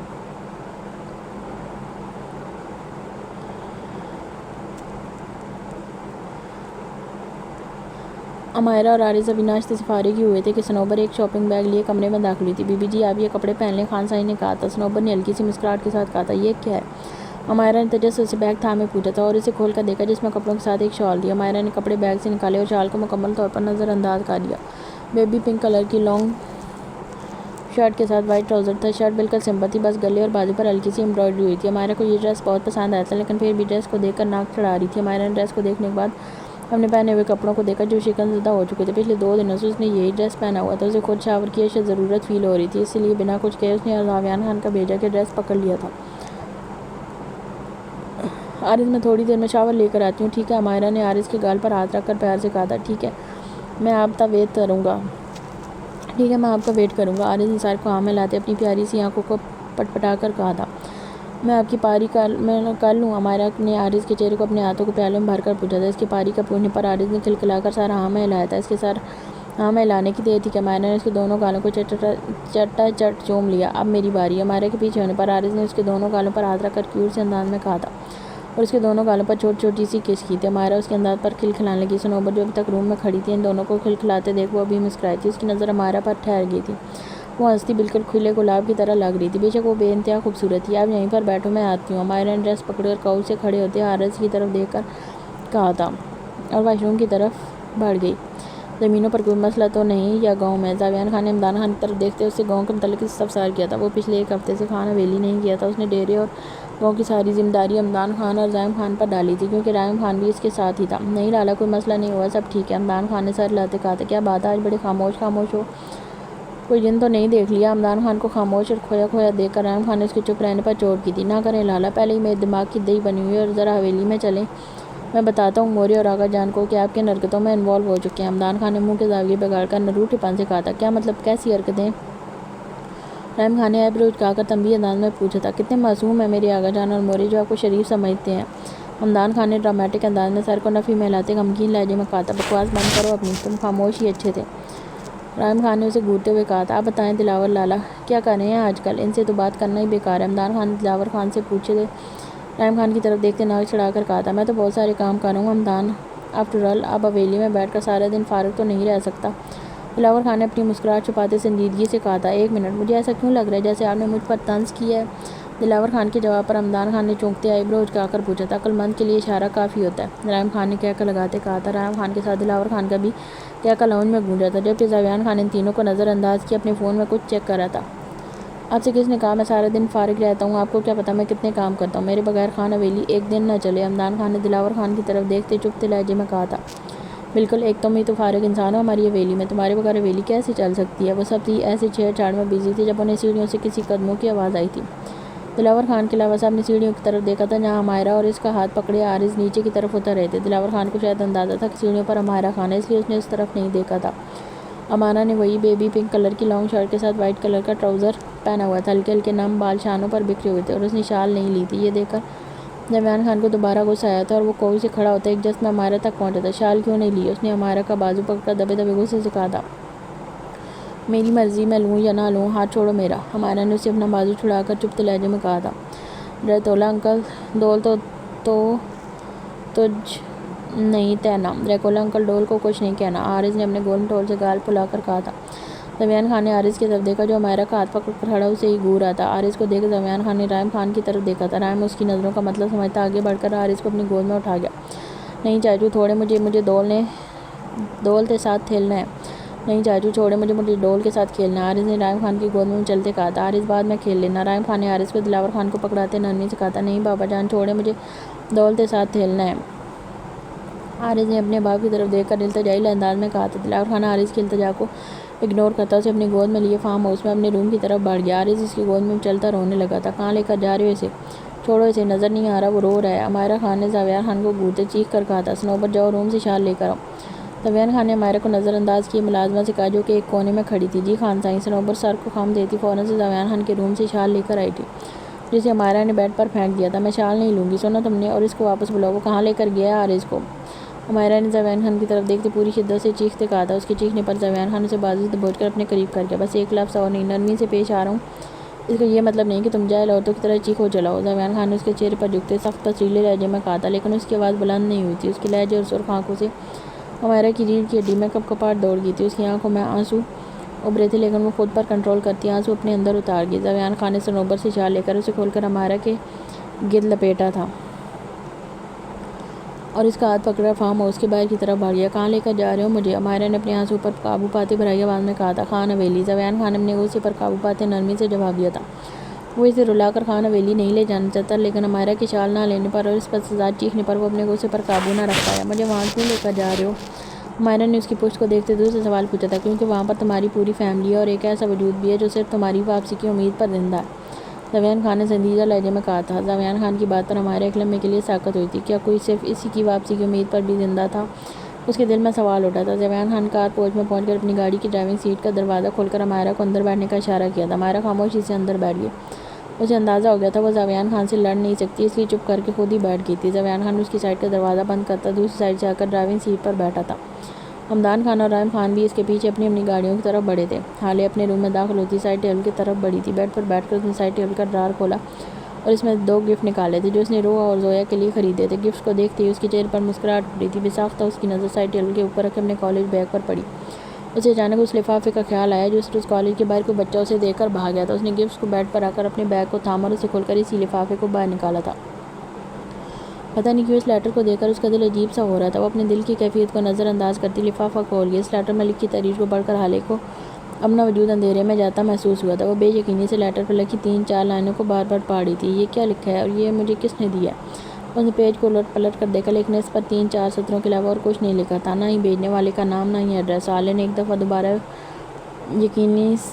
بے یقینی سے وہ سطریں پڑھی تھیں۔ شایان خان وہ نہیں جو نظر آتا ہے، اس کی زندگی میں تمہارے علاوہ بھی کوئی اور ہے حالے خان۔ میرے پاس شایان خان کے خلاف سارے ثبوت ہیں۔ اگر تم اس بارے میں مزید جاننا چاہتے ہو تو 3 دن بعد کالج کی بیک سائڈ پر آ جانا۔ یہ کیا بکواس ہے؟ ضرور کسی نے مذاق کیا ہوگا۔ شایان خان ایسا نہیں ہے۔ حالے کے دل میں آواز اٹھی تھی لیکن دماغ کہیں اور ہی جا رہا تھا۔ حالے نے جھلاتے ہوئے اسے لیٹر کے ٹکڑے ٹکڑے کر دیے۔ ایک دفعہ مجھے پتہ چل جائے لیٹر کس نے بھیجا، پھر دیکھنا میں رحیم لالا سے کہہ کر اس کا کیا حال کرواتی ہوں۔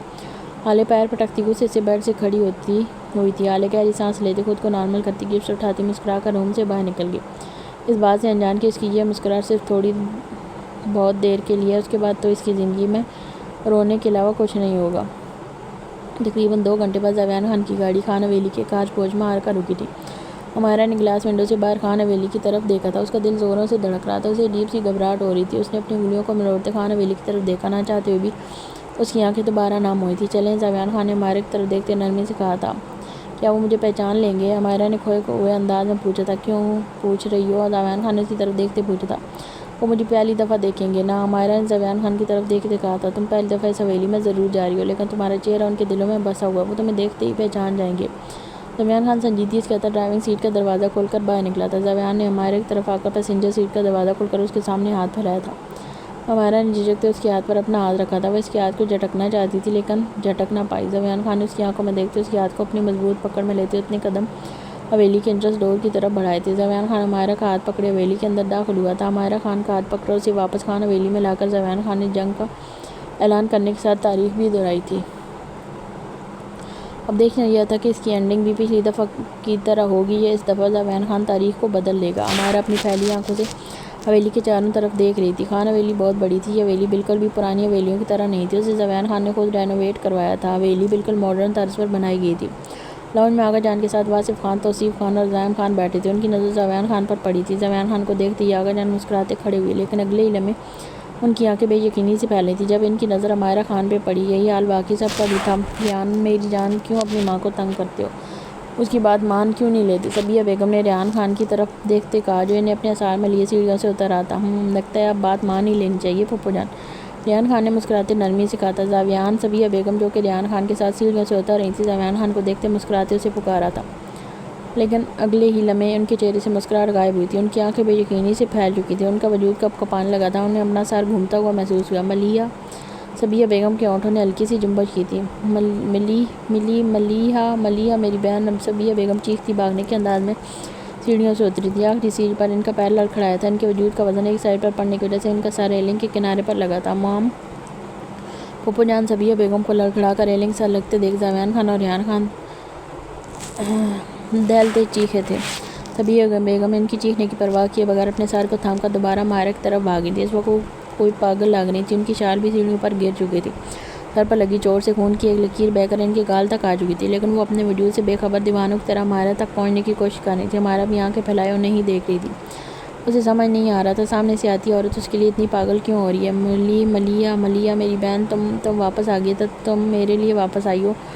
خان دیکھیں میری بہن، میری پیاری بہن۔ صبیہ بیگم نے ہمارا کے پاس پہنچتے اس کے ہاتھوں کو پکڑ کر ہنستے بلند آواز میں کہا تھا۔ وہ عجیب سے طریقے سے ہنس رہی تھی۔ تم ملیحہ ہو نا، میری بہن ہو نا؟ صبیہ بیگم نے ہمارا کے چہرے کو چھوتے پاگلوں کی طرح ہنستے کہا تھا۔ ان کی حالت دیکھ سب حویلی والوں کی آنکھیں نم ہوئی تھیں۔ صبیہ بیگم کی چیخوں کی آواز سن کر روحا، حور، حالے، زویا اور امینہ بیگم بھی اپنے روم سے باہر آ چکی تھیں۔ ہمارا کو دیکھ کر سب پر بے یقینی طاری ہوئی تھی، سب نے اپنی جگہ پتھر بنے ہمارا کو دیکھ رہے تھے۔ ملیحہ میری جان، تو تم واپس آ گئی؟ نہیں، تم واپس کیسے آ سکتی ہو؟ تم تو مر گئی تھی نا۔ خون، تم تو چلی گئی تھی نا مجھے چھوڑ کر، اپنی بہن کو چھوڑ کر۔ اچانک سے صبیہ بیگم نے مائرہ سے دور ہوتے اپنے کپاتے ہاتھ اپنے چہرے پر رکھا، سر نفی میں ہلاتے کہا تھا۔ زاویان خان اپنی ماں کی حالت مزید نہیں دیکھ سکتا، اس لیے رخ موڑ کر کھڑا ہو گیا تھا۔ ریحان خان سیڑھیوں پر کھڑا ریلنگ پر اپنے ہاتھ کی پکڑ مضبوط کرتا سارا منظر دیکھ رہا تھا۔ خون تھا، یہاں پر خون تھا۔ ملیحہ، صبیہ بیگم نے لاؤنج میں فرش کی طرف اشارہ کرتے نفی میں سر ہلاتے اذعانی انداز میں کہا تھا۔ ان کی آنکھوں سے آنسو متواتر بہہ رہے تھے۔ واصف خان نے ان کے قریب آ کر انہیں اپنے اثار میں لیا تھا۔ خانم، سنبھالو خود کو، کچھ نہیں ہے یہاں پر۔ واصف خان نے صبیہ بیگم کو اپنے اثار میں لیتے نرمی سے کہا تھا۔ نہیں، خون تھا، ملیحہ چلی گئی، صبیہ بیگم نے سر نفی میں ہلاتے کہا تھا۔ ہمارا نے ایک نظر زاویان خان کو دیکھا، جو رخ موڑے کھڑا تھا، اور پھر صبیہ بیگم کو، جو تھوڑی دیر پہلے ہنس رہی تھی اور اب روتے ہوئے نفی میں سر ہلا رہی تھی۔ اسے کچھ سمجھ نہیں آ رہا تھا کہ سامنے کھڑی عورت اسے ملیحہ کیوں کہہ رہی ہے۔ نہیں، تم ملیحہ ہو، نہیں تم امائرہ ہو، نہیں نا، تم میری بہن کی بیٹی امائرہ ہو، تم میری ملیحہ کی بیٹی ہو، ہے نا؟ صبیہ بیگم واصف خان کے ساتھ سے نکلتی دوبارہ امائرہ کے ہاتھ پکڑتے امید کے تحت پوچھ رہی تھی۔ امائرہ، تم واپس آ گئی، پتہ ہے میں نے تمہارا کتنا انتظار کیا۔ مجھے تم روز یاد آتی تھی، تم کہاں چلی گئی تھی؟ صبیہ بیگم نے دوبارہ ہنستے کہا تھا، ان کی آنکھوں سے آنسو بہہ رہے تھے، لیکن وہ پھر بھی ہنستے ہوئے کہہ رہی تھی۔ انہیں اس وقت کوئی بھی دیکھتا تو یقیناً پاگل ہی سمجھتا۔ میں تمہیں کہیں نہیں جانے دوں گی، تم پلیز میری ملیحہ کی بیٹی ہو نا، تم میرے پاس رہو گی، صبیہ بیگم نے عمائرہ کو زور سے اپنے گلے لگا کر نفی میں سر لاتے کہا تھا، جیسے اگر وہ عمائرہ کو چھوڑ دے گی تو عمائرہ دوبارہ غائب ہو جائے گی۔ ان کے انداز پر عمائرہ کی آنکھوں سے بھی آنسو بہے تھے، پتہ نہیں کیوں اسے بھی صبیہ بیگم کا درد محسوس ہو رہا تھا۔ مجھے چھوڑ کر تو نہیں جاؤ گی نا؟ صبیہ بیگم نے عمائرہ کے چہرے کو اپنے ہاتھوں کے پیالے میں بھر کر آس بھری نگاہوں سے پوچھا تھا۔ عمائرہ نے ان کی آنکھوں میں دیکھتے نفی میں سر لایا تھا۔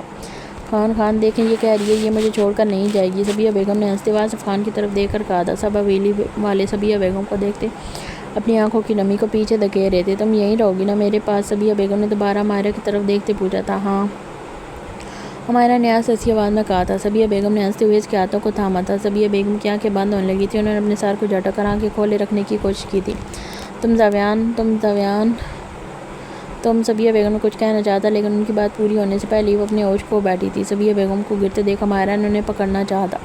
خانم، صبیہ بیگم کو بے ہوش ہوتے دیکھ آصف خان نے جلدی سے آگے بڑھ کر انہیں اپنی باہوں میں تھام کر نیچے گرنے سے بچایا تھا۔ زاویان خان نے بھی پلٹ کر اپنی ماں کی طرف دیکھا، جس کے باپ کے بازو میں بے ہوش پڑی تھی۔ صبیہ بیگم کے بے ہوش ہونے پر سب حویلی والے ایک دم پریشان ہوئے۔ انہیں ڈر تھا کہیں صبیہ بیگم کو دوبارہ دورہ نہ پڑ جائے، لیکن انہیں اس دفعہ دورہ نہیں پڑا، وہ صرف بے ہوش ہوئی تھیں۔ مام، زاویان خان نے صبیہ بیگم کے سر کو اپنے سینے سے لگا کر ان کے گال کو تھپ تھپا کر انہیں ہوش میں لانے کی کوشش کی تھی۔ زائم، جاؤ مام کو روم میں چھوڑ کر آؤ اور ڈاکٹر کو فون کرو، زاویان نے صبیہ بیگم کو ماتھے کو چوم کر سنجیدگی سے کہا تھا۔ زائم خان صبیہ بیگم کو اپنی گود میں اٹھا کر ان کے روم کی طرف بڑھ گیا تھا۔ زائم خان کے صبیہ کو لے جانے کے بعد آصف خان نے عمائرہ کی طرف قدم بڑھائے تھے۔ انہوں نے اپنا کامتا ہاتھ عمائرہ کے سر پر رکھا تھا۔ بساختہ ان کی آنکھ سے ایک آنسو بہتا ان کی بیئڈ میں جذب ہوا تھا۔ ان کا دل کہہ رہا تھا عمائرہ کو اپنے سینے سے لگا لیں، لیکن ایسا کرنے سے عمائرہ ڈر نہ جائے، اس سوچ کے تحت وہ خود پر ضبط کیے ہوئے تھے۔ آغا جان آہستہ آہستہ قدم بڑھاتے عمائرہ تک آئے تھے۔ میرے یوسف خان کی بیٹی، میرے یوسف خان کا خون، تم کہاں چلی گئی تھی میری بچی؟ میں نے تمہیں کہاں کہاں نہیں ڈھونڈا، لیکن تم مجھے نہ ملی۔ آغا جان نے نرمی سے عمائرہ کے گال کو چھو کر بھرائی آواز میں کہا تھا۔ انہیں عمائرہ بہت عزیز تھی۔ عمائرہ ان کی اکلوتی پوتی ہونے کے ساتھ ان کی چھوٹے بیٹے کی اکلوتی اولاد بھی تھی۔ عمائرہ کے غائب ہونے کے ساتھ یوسف خان کی موت نے آغا جان کو توڑ کر رکھ دیا تھا۔ وہ بھرپور شخصیت کے مالک کچھ ہی دنوں میں اچانک سے بوڑھے ہو گئے تھے۔ یوسف خان کی وفات کے بعد آغا جان بہت بیمار رہنے لگے تھے۔ انہوں نے پورے کشمیر کو چھان مارا عمائرہ کو ڈھونڈنے کے لیے، لیکن وہ اپنی کوششوں میں ناکام رہے۔ شاید قسمت میں ان کا بچھڑنا ہی لکھا تھا۔ اب تو ہمیں چھوڑ کر نہیں جاؤ گی نا؟ آغا جان نے عمائرہ کے دونوں ہاتھوں کو اپنے ہاتھوں میں لیتے پوچھا تھا۔ عمائرہ نے آغا جان کی طرف دیکھے نفی میں سر لایا تھا۔ آغا جان نے تھوڑا آگے ہو کر عمائرہ کے ماتھے کو عقیدت سے چوما تھا۔ میری بچی، میرے یوسف خان کی بیٹی، آغا جان نے عمائرہ کے گال پر ہاتھ رکھتے بہت پیار سے کہا تھا۔ ان کی آنکھوں سے آنسو بہتے ان کی سفید داڑھی میں جذب ہو رہے تھے۔ انہیں عمائرہ کے عکس میں اپنا بیٹا نظر آ رہا تھا۔ بابا جان سنبھالیں خود کو، آپ کی طبیعت خراب ہو جائے گی پلیز۔ توصیف خان نے آگے بڑھ کر آغا جان کے کندھے پر ہاتھ رکھ کر کہا تھا۔ توصیف خان کی آنکھیں بھی عمائرہ کو دیکھ کر نم ہوئی تھیں۔ انہیں بھی اپنا لاڈلا بھائی یوسف خان یاد آیا تھا۔ زویا، حالے اور خود حور اپنی پھیلی آنکھوں سے عمائرہ کو دیکھ رہی تھی۔ انہیں بھی کچھ سمجھ نہیں آ رہا تھا کہ ہو کیا رہا ہے۔ حور کے سر پر تو جیسے قیامت ٹوٹی تھی۔ وہ اپنی پھٹی آنکھوں سے سامنے کھڑی لڑکی کو دیکھ رہی تھی۔ اسے سب کا اس لڑکی کو ملیحہ کی بیٹی کہنا اپنا دل پر وار کی طرح محسوس ہو رہا تھا۔ اس کا دماغ بہت سے تانے بانے بن رہا تھا۔ حور اپنے مرے مرے قدم اٹھاتی عمائرہ تک آئی تھی۔ حور کو عمائرہ کے مقابلے آتے دیکھ سب بڑوں کے چہرے پر سایہ لہرایا تھا۔ صرف خان حویلی والے ہی نہیں بلکہ بڑی حویلی والے جو کہ تھوڑی دیر پہلے ہی آئے تھے، ان کے چہروں پر بھی سایہ لہرایا تھا۔ سب عمائرہ کو دیکھ جذباتی ہو گئے تھے اور اپنے جذبات میں وہ حور کو تو بھول ہی بیٹھے تھے۔ تم کون ہو؟ حور نے کپکپاتی آواز میں پوچھا تھا۔ حور کو عمائرہ کے مقابلے آتے ہی ریحان خان ریلنگ پر ہاتھ مارتا سیڑھیوں سے اتر کر نیچے آیا تھا۔ عمائرہ نہ سمجھی سی حور کو دیکھ رہی تھی۔ تم کون ہو؟ حور نے اپنا سوال دہرایا تھا، لیکن اس دفعہ اس کا لہجہ ہر جذبات سے آ رہی تھا۔ حور بیٹے، بعد میں بات کریں گے۔ امینہ بیگم نے سچویشن کو سنبھالنے کی کوشش کی تھی۔ نہیں چچی جان، مجھے جاننا ہے یہ کون ہے؟ سب اسے میری مورے کی بیٹی کیوں کہہ رہے ہیں؟ اس کا چہرہ حور نے بھرائی آواز میں کہتے اس بات دوری چھوڑی تھی۔ اسے اپنا وجود زلزلوں کی زد میں آتا محسوس ہو رہا تھا۔ وہ دل میں دعائیں کر رہی تھی کہ جیسا اسے لگ رہا ہے ویسا نہ ہو۔ یہ عمائرہ یوسف خان ہے، یوسف خان کی بیٹی، زاویان خان نے حور کی طرف دیکھتے کہا تھا۔ اس کا لہجہ نرم تھا۔ لالا، اگر یہ یوسف خان کی بیٹی ہے تو میں کون ہوں؟ یوسف خان کی تو میں ایک ہی بیٹی تھی اور وہ میں ہوں۔ میں حور یوسف خان ہوں۔ حور نے زاویان خان کا ہاتھ پکڑ کر بھرائی آواز میں کہا تھا۔ حور کے سوال پر سب بڑوں نے قرب سے اپنی آنکھیں بند کی تھیں۔ ان کے پاس حور کے سوال کا جواب نہیں تھا۔ پلیز بتائیں میں کون ہوں؟ اگر میں یوسف خان کی بیٹی نہیں ہوں تو میں کس کی بیٹی ہوں؟ پلیز لالا، میرا دل پھٹتا جا رہا ہے، پلیز مجھے بتائیں میں کس کی بیٹی ہوں؟ کہیں میں ناجائز ہو؟ حور، اس سے پہلے حور اپنی بات مکمل کرتی ریحان خان اسے بازو سے دبوچ کر اپنے مقابل کرتا پوری شدت سے چیخا تھا۔ تم ہوش میں ہو؟ کیا بکواس کر رہی ہو؟ اگر دوبارہ خود کے لیے ایسی بکواس کی تو میں تمہاری جان الگ سے کھینچ لوں گا، سمجھی؟ ریحان خان اسے خون شام نگاہوں سے گھورتا پوری شدت سے دہاڑا تھا۔ ریحان خان کے دائرے پر ساری لڑکیاں اپنی جگہوں پر اچھلی تھیں۔ تو پھر بتائیں میں کون ہوں؟ میں کس کی بیٹی ہوں؟ مجھے تو بتایا گیا تھا میں یوسف خان کی بیٹی ہوں اور میرے ماں باپ اس دنیا میں نہیں رہے، لیکن آج ایک لڑکی آتی ہے اور آپ سب اسے یوسف خان کی بیٹی کہتے ہو، تو مجھے بھی بتائیں میں کون ہوں؟ حور ریحان خان سے اپنے بازو چھڑاتی اذانی انداز میں چیخی تھی۔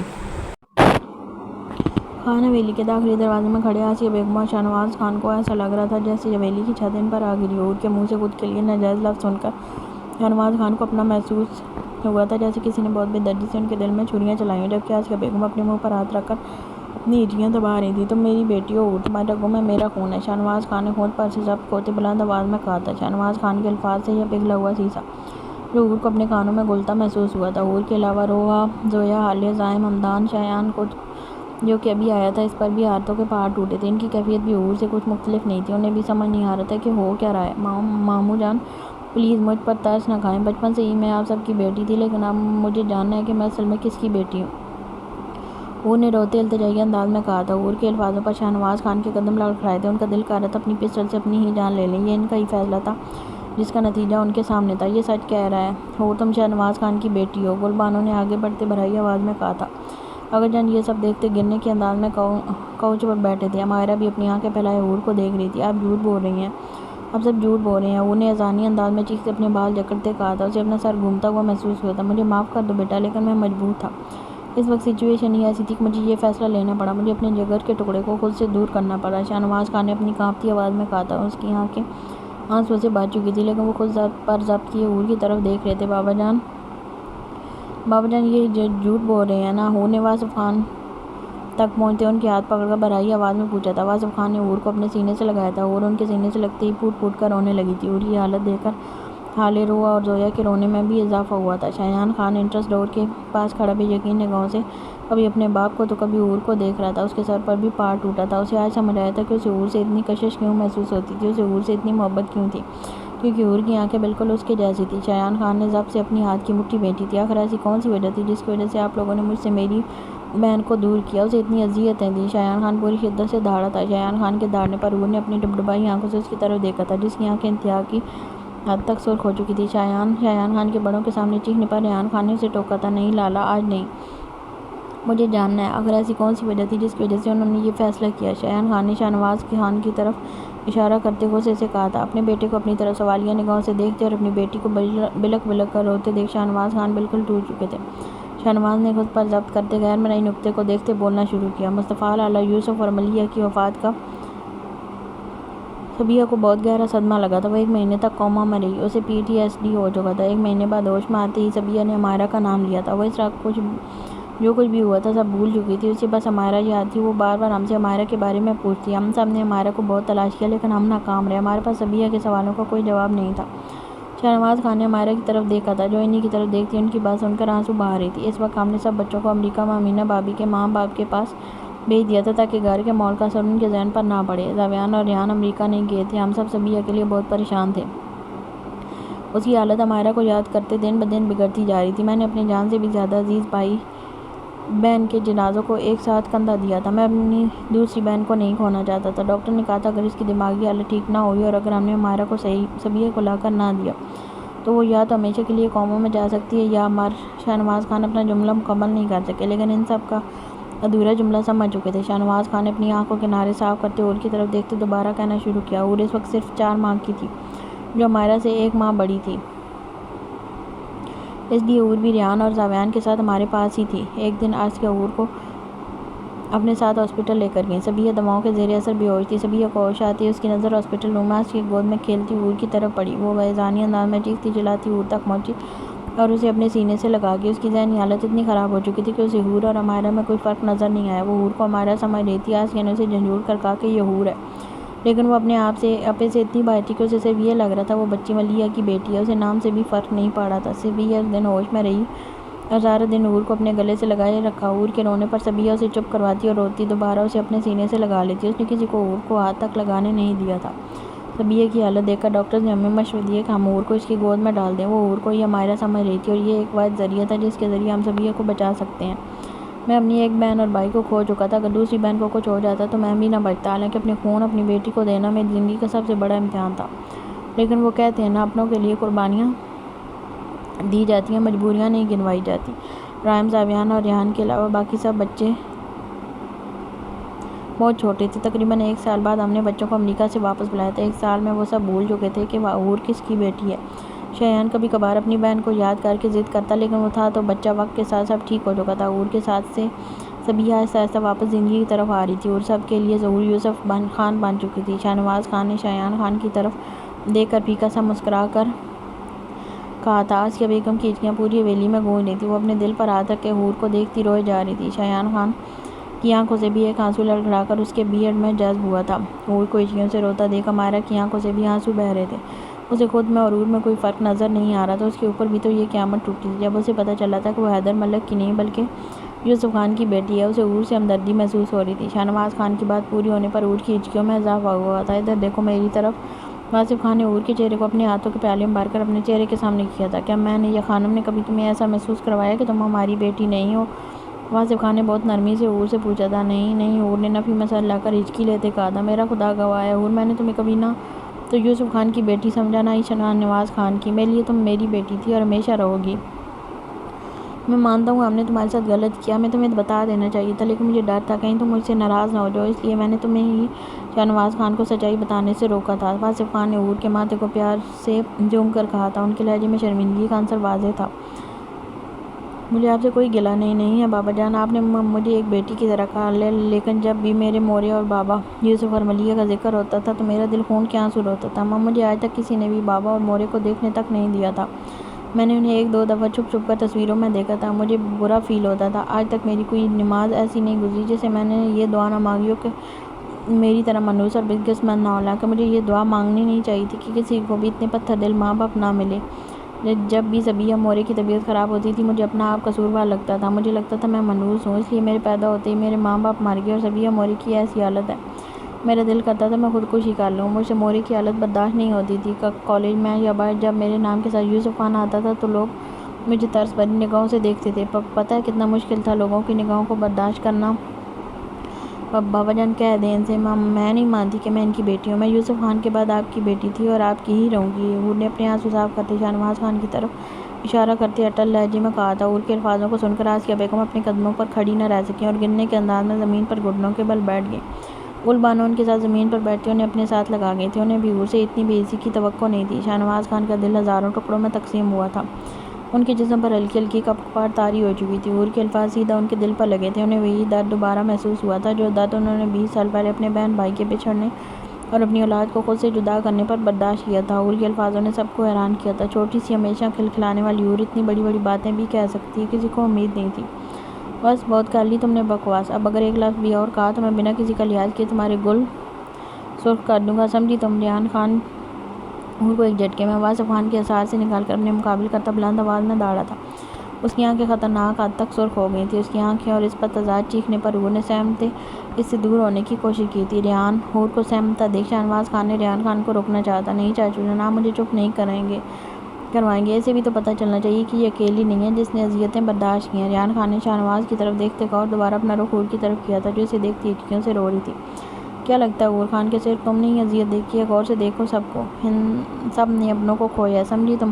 دیکھو اپنے ماں باپ کی طرف، کتنے ٹوٹے ہوئے ہیں وہ۔ اگر تم نے لوگوں کی نگاہیں برداشت کی ہیں تو انہوں نے بھی اپنی نظروں کے سامنے اپنی اولاد کو ماں باپ کے لیے ترستے دیکھا ہے۔ کبھی سوچا ہے تم چچی جان کے سامنے خود کو منحوس کہتی، ملیحہ پھپھو کے لیے روتی تھی تو ان کے دل پر کیا گزرتی ہوگی؟ ذرا سوچ کے دیکھو۔ جب تم چچا جان کے سامنے کسی اور کو بابا کہتی تھی تو انہوں نے کیسے برداشت کیا ہوگا؟ کوئی ایسی رات نہیں گزری جس رات چچی جان تمہارے لیے نہ روئی ہو، کوئی ایسا دن نہیں گزرا جس دن میں نے چچا جان کی آنکھوں میں تمہارے لیے تڑپ نہ دیکھی ہو۔ لیکن تمہیں ان کی اذیت دکھائی نہیں دے گی، تمہیں صرف اپنے دکھوں کا رونا رونا ہے۔ تم سوچ بھی نہیں سکتی کہ چچا جان کی تکلیف کبھی نہیں سمجھ سکتی، تم نہیں سمجھ سکتی تم کہ اپنی بہن اور بھائی کو کھونے کے بعد اولاد کو بھی کسی کو دے دینا کتنی اذیت ناک ہے، کیونکہ تمہیں اپنے علاوہ کسی اور کی تکلیف نظر نہیں آتی، تمہیں صرف اپنی کمی نظر آتی ہے۔ اور بہت ہوا تمہارا شکوہ، ٹھیک ہے تمہیں نہ بتا کر تمہارے ساتھ غلط ہوا، لیکن یہاں پر ہر کسی کے ساتھ کچھ نہ کچھ غلط ہوا ہے۔ فرق صرف اتنا ہے کہ ہم تمہاری طرح چیخ چلا کر رو کر خود کو مظلوم ثابت نہیں کر رہے۔ ریحان خان نے حور کو دیکھتے چپتے لہجے میں کہا تھا۔ ریحان بس کرو، وہ بچی ہے۔ حور کو سہمتے دیکھ توصیف خان نے حور کے بازو سے ریحان خان کی گرفت کو چھڑوا کر حور کو اپنے سینے سے لگایا تھا۔ حور توصیف خان کے سینے سے لگتی دوبارہ پھوٹ پھوٹ کر رونے لگ پڑی تھی۔ اتنی بھی بچی نہیں ہے، 20 سال کی ہونے والی ہے۔ آپ سب کے لاڈ پیار نے اسے اتنا سر پر چڑھا رکھا ہے کہ اسے دوسروں کی اذیت نظر نہیں آ رہی، اسے ایک ماں کا بلک بلک کر رونا نظر نہیں آ رہا۔ ریحان خان حور کی طرف شہربار نے گاؤں سے دیکھتے آسیہ بیگم کا حوالہ دیتا چیخا تھا، بس بہت ہوا آقا جان، وقت آ گیا، اب آپ اپنا 20 سال پہلے کیا گیا وعدہ پورا کریں۔ عمائرہ خان واپس آ چکی ہے تو مجھے میری منگ چاہیے، مجھے آج ہی حور سے نکاح کرنا ہے۔ ریحان خان نے آقا جان کی طرف دیکھ کر اٹل لہجے میں کہا تھا۔ اس کے چہرے پر چٹانوں کی سی سختی تھی۔ ریحان خان کے الفاظوں نے حور کے سر پر دوسرا دھماکہ کیا تھا۔ وہ اپنی آنکھیں آخری حد تک پھیلائے ریحان خان کی طرف دیکھ رہی تھی جو آقا جان کے سامنے سینہ تانے کھڑا تھا۔ حور کو اپنے کانوں پر یقین نہیں آ رہا تھا۔ ریحان خان کے الفاظوں پر حویلی کے لاؤنج میں ہر طرف خاموشی چھائی تھی، سب حیرانی سے ریحان خان کی طرف دیکھ رہے تھے۔ حور آپ کی مانگ؟ ریحان خان کی آواز نے لاؤنج میں خاموشی کو توڑا تھا۔ ہاں حور خان، میری مانگ ہے۔ یہ فیصلہ آقا جان اور مورے کا تھا۔ آقا جان نے مورے سے وعدہ کیا تھا کہ عمائرہ خان کے واپس آتے ہی اسی دن حور کا میرے ساتھ نکاح کر دیا جائے گا۔ ریحان خان نے ریحان خان کی طرف دیکھتے سنجیدگی سے کہا تھا، لیکن بچے ابھی اس وقت صحیح نہیں ہے۔ آقا جان نے جھجکتے کہا تھا، یہی وقت صحیح ہے آقا جان، میں مزید حور کو خان حویلی میں نہیں چھوڑ سکتا، اس لیے بہتر یہی ہوگا آپ آج ہی اس کا مجھ سے نکاح کروائیں۔ ریحان خان نے اٹل لہجے میں کہا تھا۔ ریحان خان کے الفاظوں پر حور کو اپنے کان سائیں سائیں کرتے محسوس ہوئے۔ اسے ایسا لگ رہا تھا جیسے کوئی اس کے سر پر ہتھوڑے مار رہا ہو۔ وہ ریحان خان کی منگ تھی، وہ ریحان خان جسے دیکھتے ہی حور کے پسینے چھوٹتے ہیں، جس سے حور پناہ مانگتی ہے، ویسی ریحان خان کی منگ تھی۔ اتنا ہی نہیں، ریحان خان سب کے سامنے آقا جان سے نکاح کی بات کر رہا تھا۔ حور کو اپنا دل کانوں میں دھڑکتا محسوس ہوا تھا۔ مجھے نکاح نہیں کرنا، حور نے ڈرتے اٹکتے ہوئے کہا تھا۔ حور کے نہ کرنے پر ریحان خان نے اس کی طرف رخ کر کے اسے اپنی خونش حاملہ گاؤں سے دیکھتے اس کی طرف قدم بڑھائے تھے۔ اس سے پہلے کہ ریحان خان حور تک پہنچتا، زبیان خان حور کے سامنے ڈھال کی طرح کھڑا ہوا تھا۔ بس بہت ہو گیا ریحان خان، حور میری بہن ہے، بہت کہہ لیا دوسروں نے اس کی زندگی کے فیصلے، اب اس کی مرضی کے خلاف کچھ نہیں ہوگا۔ زبیان خان نے ریحان خان کی آنکھوں میں دیکھتے پتریلے لہجے میں کہا تھا۔ ریحان خان اور زبیان خان کو ایک دوسرے کا مقابلہ آتے دیکھ سب مرد حضرات کے چہروں پر پریشانی چھائی تھی۔ انہیں پتا تھا یہ دونوں ایک دوسرے سے بڑھ کر ضدی ہیں اور ایک دوسرے سے ضد کے چکر میں کچھ الٹا سیدھا نہ کر دیں۔ یہی سوچ کر واصف خان اور شاہنواز خان کے دل دھڑکے تھے۔ وہ منگ ہے میری، ریحان خان نے دانت پیستے کہا تھا، وہ بہن ہے میری۔ زبیان خان نے بھی اسی کے انداز میں جواب دیا تھا، بس کرو، تم دونوں ابھی بڑے زندہ ہیں فیصلہ کرنے کے لیے، اور تم دونوں اپنا یہ جنگ کا میدان حویلی سے باہر ہی رکھا کرو۔ واصف خان نے ریحان خان اور زبیان خان کی طرف دیکھتے جھپتے لہجے میں کہا تھا۔ وہ دونوں واصف خان کی جھڑک کا اثر لیے بغیر ایک دوسرے کو گھور رہے تھے۔ عمائرہ خان نے زبیان خان کی طرف دیکھا جو ریحان خان کو اپنی خونش حاملہ گاؤں سے گھور رہا تھا۔ زبیان خان کو دیکھ کر عمائرہ کے جسم نے جھرجھری لی تھی۔ واصف خان ان دونوں سر پھیرے خانزادوں کو نظر انداز کرتے حور کی طرف بڑھے تھے جو توصیف خان کے سینے میں چہرہ چھپائے رو رہی تھی۔ شایان خان بھی اپنے قدم اٹھاتا حور تک پہنچا تھا۔ اپنے بابا پر بھروسہ ہے؟ واصف خان نے حور کا چہرہ توصیف خان کے سینے سے نکال کر اپنے مقابل کرتے بہت پیار اور نرمی سے پوچھا تھا، خود سے بھی زیادہ۔ حور نے اپنی برائی آواز میں جھٹ سے کہا تھا، بس پھر رونے کی بالکل ضرورت نہیں ہے، میری گڑیا کو میں ہوں نا، میرے ہوتے ہوئے تمہارے ساتھ کچھ غلط نہیں ہوگا، یہ میرا وعدہ ہے۔ واصف خان نے حور کے ماتھے کو پیار سے چوم کر کہا تھا۔ حور واصف خان کی طرف دیکھ کر سر ہاں میں ہلا گئی۔ اب مجھے بتاؤ انکار کی وجہ کیا ہے؟ واصف خان نے حور کے آنسو صاف کرتے پوچھا تھا۔ مجھے ریحان لالا سے ڈر لگتا ہے، حور نے برائی آواز میں معصومیت سے کہا تھا۔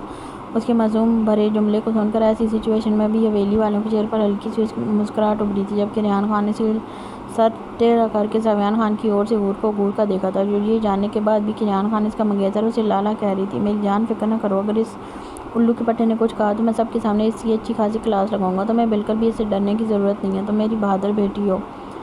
واصف خان نے حور کو سائیڈ سے اپنے سینے سے لگاتے ریحان خان کو گھورتے ہوئے کہا تھا۔ ریحان خان نے ان کے انداز پر سر تعصب سے جھٹکا تھا۔ کوئی بھی نکاح کے لیے حور کو فورس نہیں کرے گا، زبیان خان نے واصف خان کی طرف دیکھتے دبے دبے غصے سے کہا تھا۔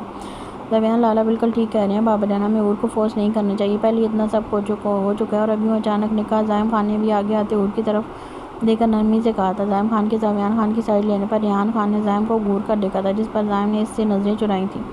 زبیان خان اور زائم خان کو خود کے لیے کھڑا ہوتا دیکھ حور کے دل کو ڈھارس ملی تھی۔ نکاح کا سن کر دل کانپ رہا تھا۔ اس نے ایک اور نظر ریحان خان پر ڈالی جو ہاتھ پشت پر باندھے سرخ آنکھوں سے اسے ہی گھور رہا تھا۔ حور نے ریحان خان سے نظریں ہٹا کر شایان خان کی طرف دیکھا تھا، جو اسے 2 قدم کے فاصلے پر کھڑا آنکھوں میں نمی لیے اسی کی طرف دیکھ رہا تھا۔ حور کے دیکھنے پر اس کے چہرے پر قرب بھری مسکراہٹ چھائی تھی۔ شایان خان کی آنکھوں میں نمی دیکھ کر حور کے رونے میں دوبارہ اضافہ ہوا تھا،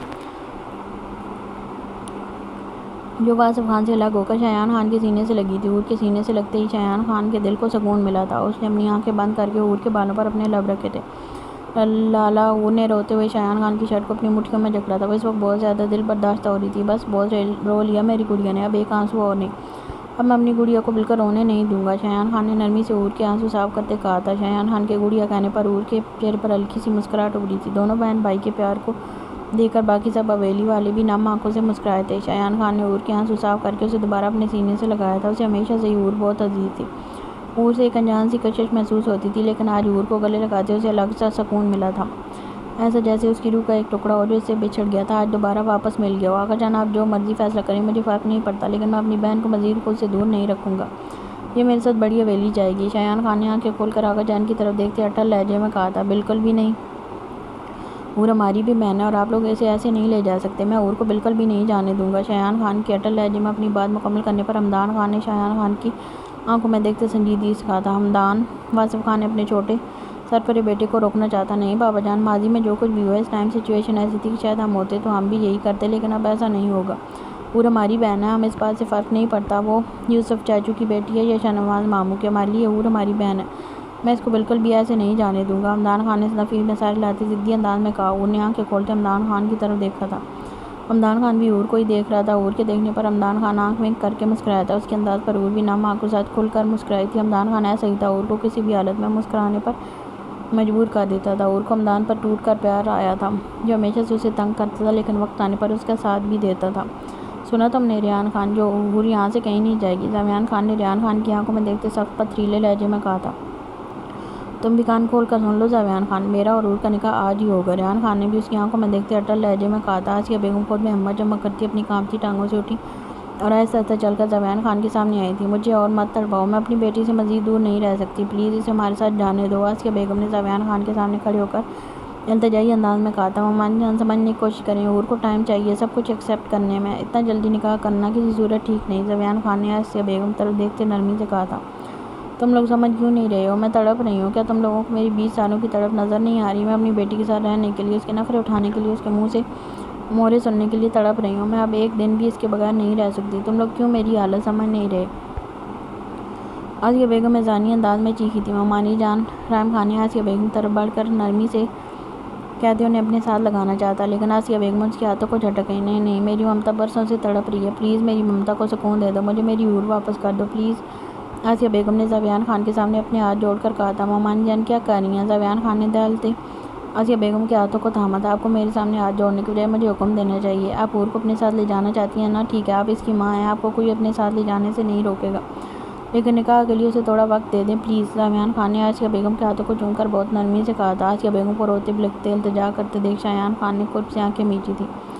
وہ اپنی ماں باپ کے فیصلے کی وجہ سے ان سے ناراض تھا، لیکن ان سے ان کا رونا بھی دیکھا نہیں جا رہا تھا۔ حور بھی آسیہ بیگم کو زاویان خان کے نام ہاتھ جوڑتا دیکھ ہچکیوں سے رونے لگی تھی۔ اسے بچپن سے ہی آسیہ بیگم اور شاہنواز خان سے بہت محبت تھی، اسے ان دونوں سے سب سے زیادہ اپنائیت کا احساس ہوتا تھا۔ آج انہیں خود کے لیے روتا دیکھ حور کے دل کو بھی جیسے کسی نے مٹھی میں جکڑا تھا۔ بابا جان، آپ نے وعدہ کیا تھا نا، آپ ہمارا کے واپس آتے ہی ہمیں ہماری بیٹی لوٹا دیں گے، اپنا وعدہ پورا کریں۔ میں چاہتی ہوں حور اور ریحان کا نکاح آج ہی ہو، اگر ایسا نہ ہوا تو ریحان کے ساتھ ایک دفعہ دوبارہ ناانصافی ہو جائے گی۔ گل بانو نے آقا جان کے سامنے آتے بھرائی آواز میں کہا تھا۔ آقا جان گل بانو کو اپنے سینے سے لگاتے خاموشی سے آسیہ بیگم کی طرف بڑھے تھے، جو زاویان خان کے سینے پر سر رکھے ہچکیوں سے رو رہی تھی۔ تم نے بہت بڑی قربانی دی تھی بہو، ہم سب تمہارے قرضدار ہیں، اور خان کبھی اپنے وعدے سے نہیں مکرتا۔ ہم نے وعدہ کیا تھا ہمارا کے آتے ہی حور اور ریحان کا نکاح ہوگا، تو آج ہم اپنا وعدہ پورا کریں گے، کسی کے ساتھ ناانصافی نہیں ہوگی، نہ تمہارے ساتھ، نہ ریحان کے ساتھ، اور نہ ہی حور کے ساتھ۔ آقا جان نے آسیہ بیگم کے سر پر ہاتھ رکھ کر نرمی سے کہا تھا۔ آسیہ بیگم نے آقا جان کی بات سنتے حور کی طرف دیکھا، جو شایان خان کے سینے میں چہرے چھپائے رونے میں مصروف تھی۔ آسیہ بیگم کے الفاظوں اور تڑپ نے زاویان خان کو چپ کروا دیا تھا۔ وہ حور کے اتنی جلدی نکاح ہونے کے خلاف تھا، لیکن آسیہ بیگم کی تڑپ کو دیکھ کر چپ ہو گیا تھا۔ آقا جان نے روتی ہوئی حور کی طرف قدم بڑھائے تھے۔ آقا جان کے ہاتھ کو اپنے سر پر محسوس کرتے حور نے اپنا چہرہ شایان خان کے سینے سے نکال کر ان کی طرف دیکھا تھا۔ کیا ہمارے پیار میں کبھی کوئی کمی آئی؟ کیا کبھی ہم نے تم میں اور باقی بچوں میں فرق کیا؟ آقا جان نے مسکراتے نرمی سے پوچھا تھا۔ نہیں آقا جان، حور نے بھرائی آواز میں کہتے نفی میں سر ہلایا تھا۔ مجھ سے محبت کرتی ہو؟ آقا جان نے ہلکا سا مسکراتے پوچھا تھا۔ بہت زیادہ، حور نے بھرائی آواز میں جواب دیا تھا۔ تو پھر کیا اپنے آقا جان کی زبان کا مان نہیں رکھو گی؟ کہ تمہیں اپنے آقا جان کے فیصلے پر بھروسہ نہیں ہے؟ آقا جان نے اس کے ہاتھوں کو پکڑ کر بہت نرمی سے کہا تھا۔ آقا جان کے سوالوں پر حور اپنا چہرہ جھکائے آنسو باندھ لگی۔ اسے سمجھ نہیں آ رہی تھی وہ کیا کہے۔ وہ اس وقت ریحان خان سے نکاح کے لیے بالکل بھی راضی نہیں تھی، لیکن انکار کر کے اپنے آقا جان کا سر بھی نہیں جھکا سکتی تھی۔ اسے زبان کی اہمیت کا اچھے سے پتہ تھا، خانوں میں تو زبان پر قتل و غارت تک ہو جاتا ہے۔ حور کا ننھا دل یہ سوچ کر لرزا تھا۔ آقا جان، شایان خان نے کچھ کہنے کی کوشش کی تھی، لیکن آقا جان نے ہاتھ اٹھا کر اسے خاموش رہنے کا اشارہ کرتے حور کی طرف دیکھا تھا۔ ہم تمہارے جواب کا انتظار کر رہے ہیں بیٹے، ہم زور زبردستی نہیں کرنا چاہتے، تمہارا جو بھی فیصلہ ہے کھل کر کہو۔ آقا جان نے حور کے سر پر ہاتھ رکھ کر نرمی سے کہا تھا۔ نہیں، میں آقا جان کا مان نہیں توڑ سکتی، مجھے اپنے آقا جان اور بابا جان پر پورا بھروسہ ہے، انہوں نے برائی آواز میں اٹکتے کہا تھا۔ ہمیں تم سے یہی امید تھی بچے، ہمیشہ جیتی رہو۔ آقا جان نے حور کو اپنے سینے سے لگا کر اس کا ماتھا چوم کر بہت پیار سے کہا تھا، ہمارے وعدے کے مطابق حور اور ریحان خان کا نکاح آج ہی ہوگا، لیکن رخصتی 1 ہفتے بعد پورے دھوم دھام سے ہوگی۔ رخصتی 1 ہفتے بعد رکھنے کا مقصد حور کو سب کچھ سمجھنے کے لیے وقت دینا ہے، جو کہ ضروری ہے۔ آسیہ اور شاہنواز نے صبیحہ کے لیے بہت بلند قربانی دی تھی، اور اگر وہ دونوں چاہیں تو حور کو نکاح کے بعد اپنے ساتھ لے جا سکتے ہیں، لیکن رخصتی 1 ہفتے بعد ہی ہوگی۔ اگر رخصتی آج ہوئی تو یہ حور کے ساتھ ناانصافی ہوگی۔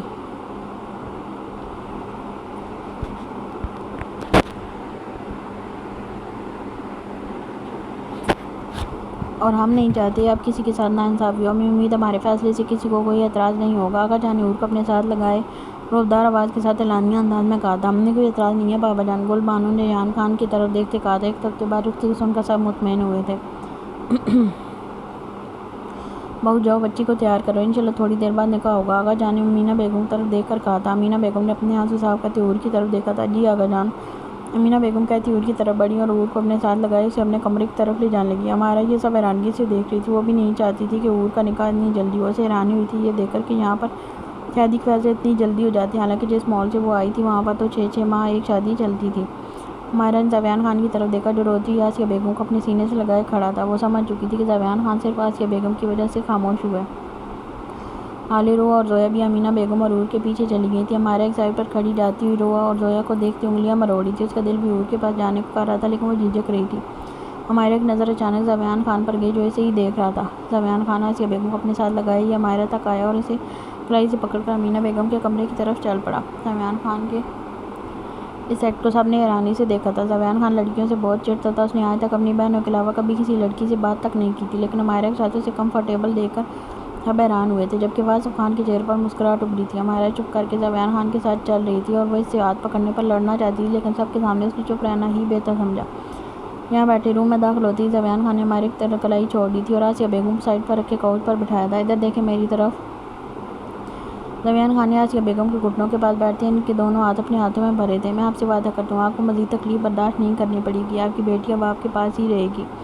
زبیان خان نے آسیہ بیگم کے آنسو صاف کرتے نرمی سے کہا تھا۔ آسیہ بیگم نے اس کے انداز پر ہلکا سا مسکراتے سر ہلایا تھا۔ حالے ہوئے بچے ماما جان کا خیال رکھنا، انہیں پانی پلاؤ اور اب اگر یہ روئیں تو مجھے فوراً بتا دینا۔ زبیان خان نے کھڑے ہو جاتے حالے سے کہا، وہ آسیہ بیگم کے پیچھے ہی کھڑی تھی۔ جی لالا میں فوراً آپ کو بتا دوں گی، حالہ نے فوراً سے جواب دیا تھا۔ پھپھو جان مجھے بہت ڈر لگ رہا ہے، انہوں نے گل بانو سے کہا تھا۔ ڈرنے کی کیا بات ہے میری جان، ابھی رخصتی تھوڑی ہو رہی ہے، اس لیے ریلیکس ہو جاؤ۔ گل بانو نے اس کے ہاتھوں کو چومتے بہت پیار سے کہا تھا۔ حور کے رونے میں گل بانو اور امینا بیگم کے بے تحاشا پیار کی وجہ سے کمی آ چکی تھی۔ حور میرون کلر کے لہنگے میں ہلکے ہلکے سے میک اپ کے ساتھ انتہا کی حد تک خوبصورت لگ رہی تھی۔ لہنگا اور جویلری اس پر بہت جچ رہا تھا، وہ اتنی خوبصورت لگ رہی تھی کہ ہر کسی کی نظر اس پر ٹھہری تھی۔ یہ لہنگا اور جویلری امینا بیگم نے حالے کے لیے بنوائی تھی، لیکن وقت کی مناسبت سے انہیں حور کو پہنا دی۔ ماشاءاللہ کتنی خوبصورت لگ رہی ہے میری گڑیا، گل بانو نے حور کے ماتھے کو چوم کر محبت سے کہا تھا۔ وہ سب حور کے پاس ہی کھڑے تھے جب ہمارا روم میں ایک سائڈ پر کھڑی تھی۔ وہ خود کو یہاں ان فٹ فیل کر رہی تھی۔ ہمارا میری جان وہاں کیوں کھڑی ہو، یہاں آؤ، گل بانو نے ہمارا کو اپنے پاس بلایا تھا۔ ہمارا نے چونکتے گل بانو کی طرف دیکھا جو مسکراتے ہوئے اسے اپنے پاس آنے کا کہہ رہی تھی۔ ہمارا چھوٹے چھوٹے قدم اٹھاتی ان تک پہنچی تھی۔ ہمارا کے پاس پہنچتے ہی گل بانو نے اسے اپنے گلے سے لگا کر اس کا ماتھا چوما تھا۔ بتاؤ ہماری حور کیسی لگ رہی ہے، گل بانو نے اسے اپنے ساتھ لگاتے حور کی طرف اشارہ کرتے پوچھا تھا۔ بہت پیاری، ہمارا نے حور کی طرف دیکھ کر آہستہ آواز میں کہا تھا۔ آئی ایم سوری آنٹی، مجھے نہیں پتا تھا میرے آنے سے یہ سب کچھ ہوگا، میں جان بوجھ کر نہیں آئی، مجھے وہ ہری آنکھوں والا جن زبردستی لے کر آیا ہے۔ ہمارا نے حور کی طرف دیکھتے صفائی دی تھی۔ پہلی بات یہ کہ میں آنٹی نہیں تمہاری پھپھو ہوں، اور دوسری بات یہ کہ یہ سب تمہاری وجہ سے نہیں ہوا میری جان، اس لیے ریلیکس رہو، اور تیسری بات کہ میرا بھتیجا اتنا بھی برا نہیں، لیکن تم نے نام اسے اچھا دیا ہے۔ گل بانو نے ہمارا کو ریلیکس کرنے کے لیے ہلکے پھلکے انداز میں کہا تھا۔ ہمارا کہ زبیان خان کو ہری آنکھوں والا جن کہنے پر سب نے اپنی ہنسی دبائی تھی۔ گل بانو کی باتیں سن کر ہمارا نے اپنی زبان دانتوں میں دبائی تھی۔ وہ بھی اختیاری میں زبیان خان کو سب کے سامنے ہری آنکھوں والا جن کہہ گئی تھی۔ آسیہ بیگم بھی حور کے ساتھ بیٹھی تھی، تبھی حور نے تو ان سے کوئی بات کر رہی تھی اور نہ ہی انہیں خود سے دور کر رہی تھی، وہ خاموشی سے اپنی ناراضگی کا اظہار کر رہی تھی۔ آسیہ بیگم بار بار اپنی بیٹی کے حسین روپ کو دیکھتی اسے چوم رہی تھی۔ چلو گل حور کو لے کر چلتے ہیں، باہر سب ویٹ کر رہے ہوں گے، امینا بیگم نے گل بانو کی طرف دیکھتے کہا تھا۔ چلو بیٹا، گل بانو نے حور کو سائڈ سے پکڑ کر کھڑا کرتے کہا۔ پھوپھو جان مجھے بہت گھبراہٹ ہو رہی ہے، حور نے دوبارہ برائی آواز میں کہا تھا۔ اسے اپنا دل کانوں میں دھڑکتا محسوس ہو رہا تھا، اس کا جسم ہلکا کپ کپا رہا تھا، دل کی دھڑکنیں خطرناک حد تک تیز ہو چکی تھیں۔ ڈرنے کی بالکل ضرورت نہیں میری جان، کو میں ہوں اپنی بیٹی کے ساتھ، ریلیکس رہنا ہے، کچھ نہیں ہوگا۔ امینا بیگم نے اس کا دوپٹہ سیٹ کرتے پیار سے کہا تھا۔ عور نے خود میں ہمت جمع کرتے سر ہاں میں لایا تھا اور چھوٹے چھوٹے قدم اٹھاتی سب کے ساتھ باہر کی طرف چل پڑی۔ تقریباً 1 گھنٹے بعد عور اور ریحان خان کا نکاح ہو چکا تھا۔ ریحان خان سب سے مبارکباد وصول کر رہا تھا جب عور نے آنسو بہاتے اس کی پشت کی طرف دیکھا تھا۔ اے اللہ، یہ تو پہلے ہی میری جان کے پیچھے پڑے رہتے تھے، اب تو میں گئی۔ عور نے اپنے نازک ہونٹوں پر دانتوں کا ظلم ڈھاتے اور دھڑکتے دل سے سوچا تھا۔ ریحان خان کے لمبے چوڑے وجود کو دیکھ کر مزید رونا آ رہا تھا۔ سب بڑوں نے ریحان خان کو گلے لگا کر مبارکباد دینے کے ساتھ عور کے سر پر بھی ہاتھ رکھا تھا۔ سب بڑوں کے بعد زعیم خان پرجوش انداز میں ریحان خان کی طرف بڑھتا اس کے گلے لگا تھا۔ بہت بہت مبارک ہو لالا، زعیم خان نے مسکراتے کہا تھا۔ میری چھوڑو زعیم خان، اپنی سوچو، اگلے 5 سالوں تک اپنی رخصتی بھول جاؤ۔ ریحان خان نے اس کے کان کی طرف جھکتے دانت پیس کر کہا تھا۔ میں نے کیا کیا ہے؟ زعیم خان نے اپنی رخصتی کے بارے میں اتنی خوفناک بات سنتے کرانٹ کھا کر پیچھے ہوتے پوچھا تھا۔ سب کے سامنے میرے نکاح میں ٹانگ اڑانے کے ساتھ ساتھ میرے بجائے زبیان خان کا ساتھ دے کر تم پوچھ رہے ہو تم نے کیا کیا؟ ریحان خان نے اسے گھورتے کہا تھا۔ لالا وہ تو بس زعیم خان نے اپنی صفائی میں کہنے کے لیے لفظ تلاشے تھے۔ شٹ اپ، تمہاری یہ وضاحتیں میرا فیصلہ نہیں بدل سکتی، ریحان خان نے دانت پیستے تعصب سے کہا تھا۔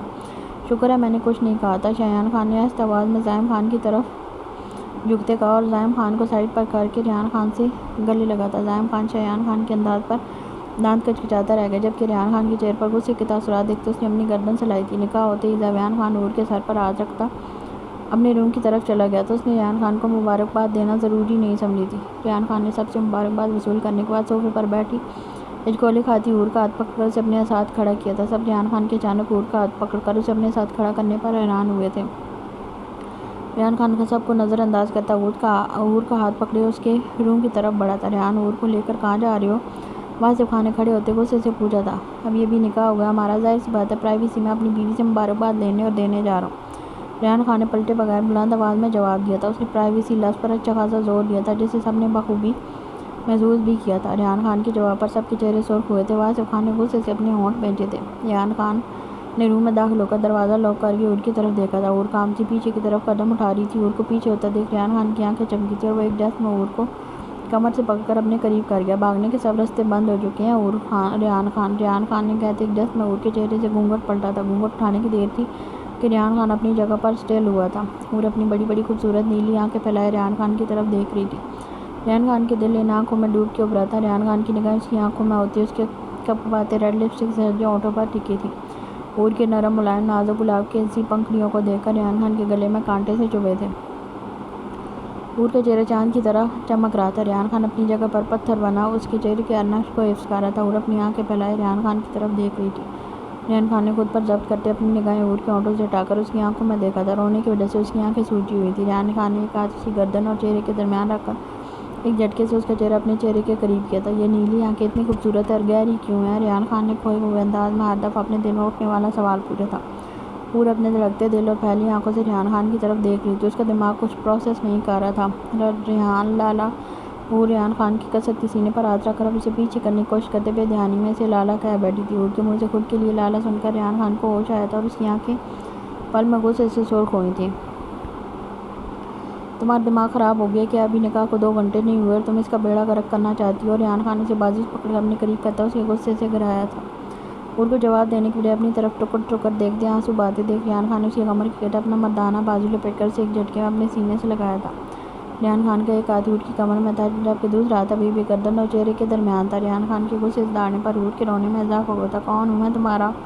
ریحان خان نے اس کی آنکھوں میں دیکھتے دانت پیستے پوچھا تھا۔ ریحان خان کو اپنے اتنے قریب دیکھ کر عور کا دل پاگلوں کی طرح دھڑک رہا تھا۔ اس کی ہتھیلیاں پسینے سے بھیگ چکی تھیں۔ کون ہوں میں تمہارا؟ ریحان خان نے عور کے چہرے پر جھکتے اپنا سوال دہرایا تھا۔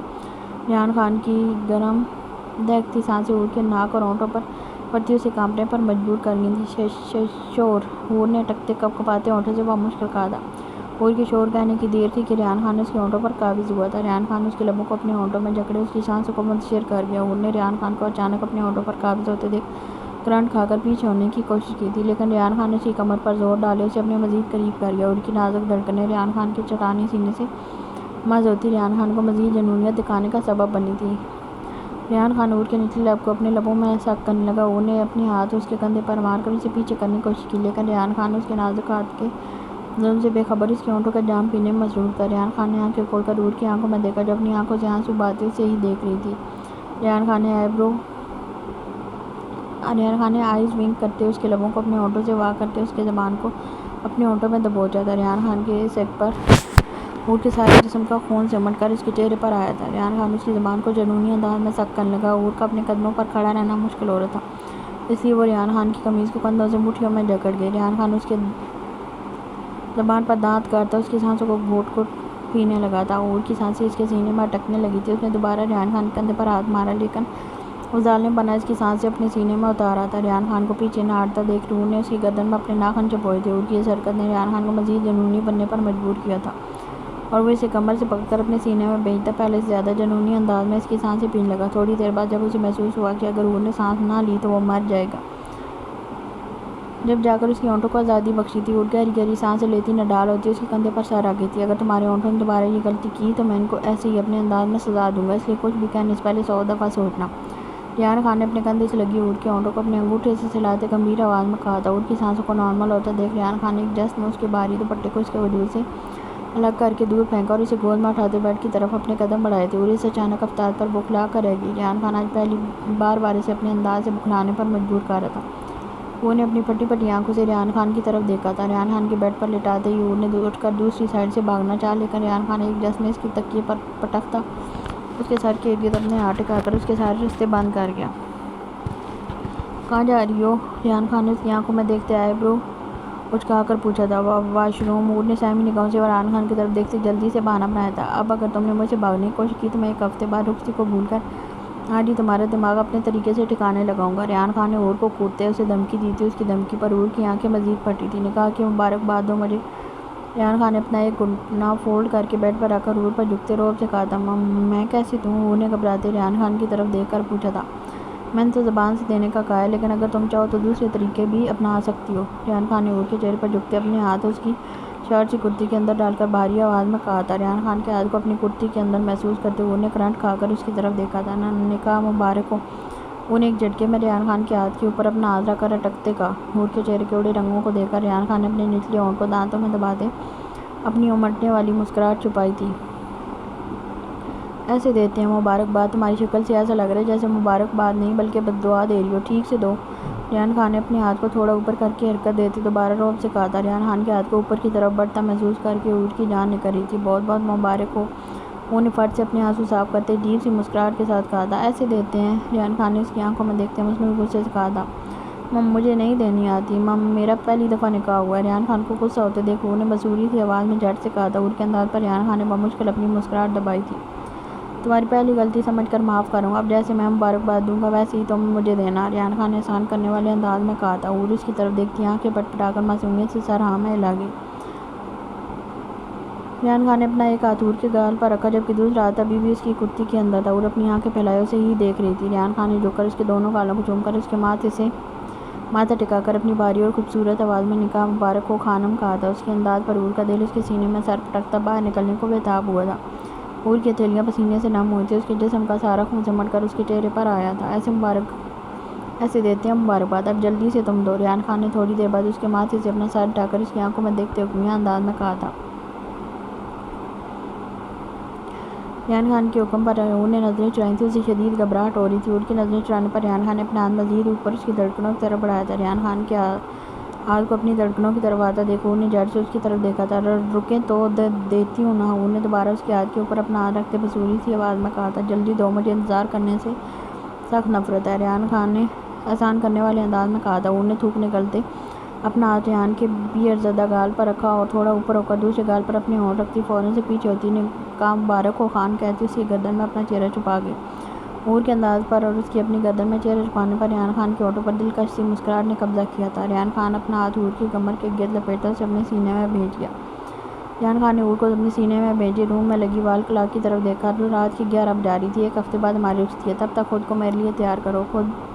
عور ریحان خان ایک ہفتے بعد میں تمہیں ایک دن کا وقت بھی نہیں دوں گا اور تمہارے اور اپنے درمیان سارے فاصلے ختم کر دوں گا۔